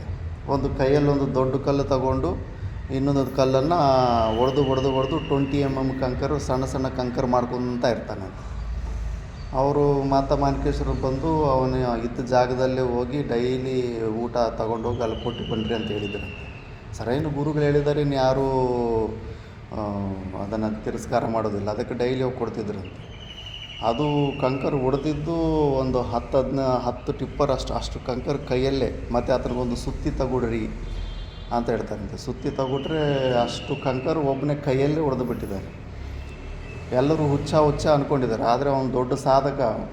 ಮತ್ತು ಒಂದು ದಿವಸ ಯಾರು ಇಲ್ಲದಿದ್ದ ಸಮಯದಲ್ಲಿ ಗುರುಗಳ ಹತ್ರ ಹೋಗ್ಬಿಟ್ಟಿದ್ದನು, ಅಮ್ಮ ಒಂದೇ ಒಂದು ಈ ಪ್ರಪಂಚದಲ್ಲಿ ಒಂದೇ ಒಂದು ಇಚ್ಛೆ ಇದೆ, ಅದು ಭಗವದ್ಗೀತೆಯಲ್ಲಿ ವಿಶ್ವರೂಪ ದರ್ಶನ ಇದೆ ಅಲ್ಲ, ಅದು ಹೇಗಿರುತ್ತೆ ಅನ್ನೋದು ಒಂದು ಸ್ವಲ್ಪ ನಾನು ನೋಡಬೇಕಂತಿದೆ. ಅಂದರೆ ಅದರಲ್ಲೇ ನೀನು ನೋಡಲಿಲ್ವಾ, ಅರ್ಜುನ ಎಷ್ಟು ಪರಾಕ್ರಮಿ ಆಗಿರ್ತಾನೆ, ಅವನ ಸಾಮರ್ಥ್ಯವೆಲ್ಲ ನೀನು ಮಹಾಭಾರತ ಎಲ್ಲ ಓದಿ ತಿಳ್ಕೊಂಡಿದೆಯಲ್ಲ.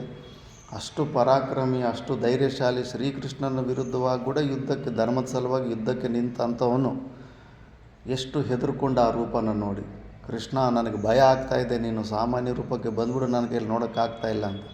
ಅದು ಬೇಡ, ಅದನ್ನು ನೋಡಿ ತಡೆಯೋಷ್ಟು ಶಕ್ತಿ ನಿನಗಿಲ್ಲ, ಸಾಮರ್ಥ್ಯ ಇಲ್ಲ ಅಂತ ಹೇಳಿದ್ರೆ ಅವನು ಇಲ್ಲಮ್ಮ, ಒಂದು ಸತಿ ಈ ಜನ್ಮಕ್ಕೆ ಅದೊಂದೇ ಇಚ್ಛೆ ಅಷ್ಟೇ, ಅದೊಂದು ಸತಿ ನೋಡಿಬಿಡ್ಬೇಕು ಅಂದಂತೆ. ಸರಿ ನಿನ್ನಿಷ್ಟ ಅಂತ ಅವರು ಆ ವಿಶ್ವರೂಪ ದರ್ಶನ ತೋರಿಸಿದ್ರಂತೆ. ಗಟ್ಟಿಗೆ ಕಿರ್ಚಾಡಿಕೊಂಡು 3-4 ಕಿಲೋಮೀಟ್ರ್ ದೂರ ಓಡೋಗಿದ್ದಾನಂತೆ. ಮತ್ತು ಜೀವನದಲ್ಲಿ ಆ ಬೆಟ್ಟದ ಹತ್ರ ಕೂಡ ಬರಲಿಲ್ಲವಂತೆ. ಅದು ಹೆಂಗಿತ್ತೇನೋ ಆ ಸ್ವರೂಪ ಏನು ಅಂತ, ಆ ಕಿರ್ಚಿದ್ದು ಓಡಿದ್ದೆಲ್ಲ ಜನರು ನೋಡಿದ್ದಾರೆ. ಅಂದರೆ ಆ ಸಾಮರ್ಥ್ಯ ಗುರುಗೆ ಇದೇ ಇಲ್ವ? ಅದು ಇರುತ್ತೆ, ಎಲ್ಲ ಸಾಮರ್ಥ್ಯವೂ ಗುರುವಲ್ಲಿ ಇರುತ್ತೆ ಅಷ್ಟೇ. ಇನ್ನೂ ಎಷ್ಟೋ ಸತಿ ಹೇಳಿದಾರಂತೆ, ಬೆಳಗ್ಗೆ ಹೊತ್ತು ಆರತಿನಲ್ಲಿ ಒಂದು ಸತಿ ಮಳೆ ವಿಪರೀತವಾಗಿ ಬಂದುಬಿಟ್ಟಿದ್ದರೆ 11 ಗಂಟೆಯಲ್ಲಿ ಒಂದು ಆರತಿ ಕೊಡ್ತಾರೆ. ಗಾಳಿ ಮಳೆ ವಿಪರೀತವಾಗಿ ಬಂದುಬಿಟ್ಟಿದೆ ಕರೆಕ್ಟ್ ಅದೇ ಟೈಮಿಗೆ. ಆವತ್ತು ಆರತಿ ಮಾಡಿಲ್ಲ, ಹಾಗೆ ಮಧ್ಯಾಹ್ನದ ಊಟ ಎಲ್ಲ ಮಾಡಿಬಿಟ್ಟಿದ್ದಾರೆ. ಮತ್ತು ಅವನ್ನೆಲ್ಲ ಕರೆಸ್ಬಿಟ್ಟಿದ್ದನು, ಏನಪ್ಪ ಎಲ್ಲರೂ ಊಟ ಆಯ್ತು ಅಂದ್ರೆ ಆಯಿತು ಅದನ್ನು. ಮತ್ತು ಇವತ್ತು ಆರತಿ ಯಾಕೆ ನಡೀಲಿಲ್ಲ ಅಂದರೆ, ಈ ಥರ ಮಳೆ ಬಂದು ಇದಾಗುತ್ತಮ್ಮ, ಡಿಸ್ಟರ್ಬ್ ಆಗುತ್ತೆ ಹಂಗೆ ಹಿಂಗೆ ಅಂದ್ರಂತೆ. ಮಳೆ ಬಂದರೆ ಊಟ ಮಾಡೋದಾದ್ರೆ ನಿಲ್ಲಿಲ್ವಲ್ಲ, ಆರತಿ ಮಾತ್ರ ನಿಲ್ಲಿಸ್ತಿರಲ್ಲ. ಈ ಆರತಿಗೆ ದೇವತೆಗಳು ಬಂದು ಆರತಿ ಮಾಡ್ಕೊಂಡು ಹೋಗ್ತಾರೆ, ನಿಮಗೆ ನೋಡೋದಕ್ಕೆ ಅಂತ ದಿವ್ಯ ಚಕ್ಷು ಇಲ್ಲ ಅಂದ್ರಂತೆ. ಯಾರಿಗೂ ಗೊತ್ತು, ನಾವು ಈ ಕಣ್ಣಿನ ನೋಡೋದೇ ಸತ್ಯ ಅನ್ಕೊತಾ ಇರ್ತೀವಿ. ಗುರುಗಳು ಮತ್ತು ಅದು ಅವಧೂತರ ಒಂದು ಸ್ತುತಿ, ಅವಧೂತರ ನಿಮಿತ್ತದಿಂದ ಒಂದು ಪೂಜೆ, ಆರತಿ ಎಲ್ಲ ಏನಿರುತ್ತೋ ಅದರಲ್ಲಿ ಪುಣ್ಯ ಸಿಗುತ್ತೆ. ಅವೆಲ್ಲ ಅಟೆಂಡ್ ಮಾಡೋದ್ರಿಂದನೇ ಅವೆಲ್ಲ ಪುಣ್ಯಾರ್ಜನೆ ಆಗ್ತಾ ಇರುತ್ತೆ. ಆದ್ದರಿಂದ ದೇವತೆಗಳೇ ಬಂದು ಆರತಿ ಮಾಡ್ಕೊಂಡು ಹೋಗ್ತಾರೆ ಇಲ್ಲಿ ಅಂತ ಅಂದ್ರಂತೆ. ಅವರು ಸ್ವಯಂ ಅವ್ರ ಬಾಯಿ. ಮತ್ತು ಅಷ್ಟು ಸಾಮರ್ಥ್ಯ ಎಲ್ಲವೂ ಗುರುವಿನಲ್ಲೇ ಇರುತ್ತೆ. ಅಂಥ ಗುರುವನ್ನು ಅದಕ್ಕೆ ಯಾವಾಗಲೂ ಸ್ತುತಿ ಮಾಡ್ತಾ ಇರಬೇಕು. ಸ್ತುವನ್ ನಿತ್ಯಂ ಗುರುಂ ಭಜೇತ್, ಭಜನಾತ್ ಸ್ಥೈರ್ಯಮಾಪ್ನೋತಿ.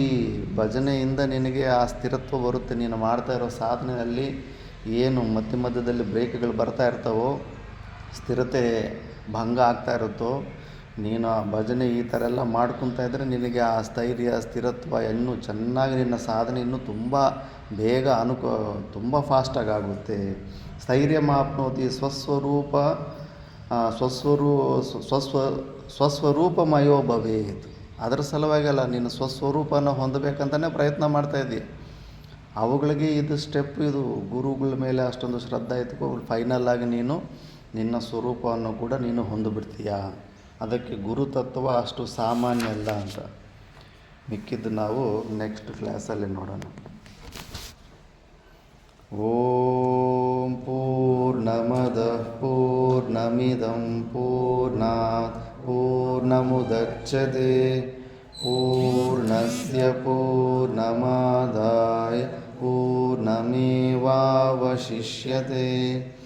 ಓಂ ಶಾಂತಿ ಶಾಂತಿ ಶಾಂತಿ.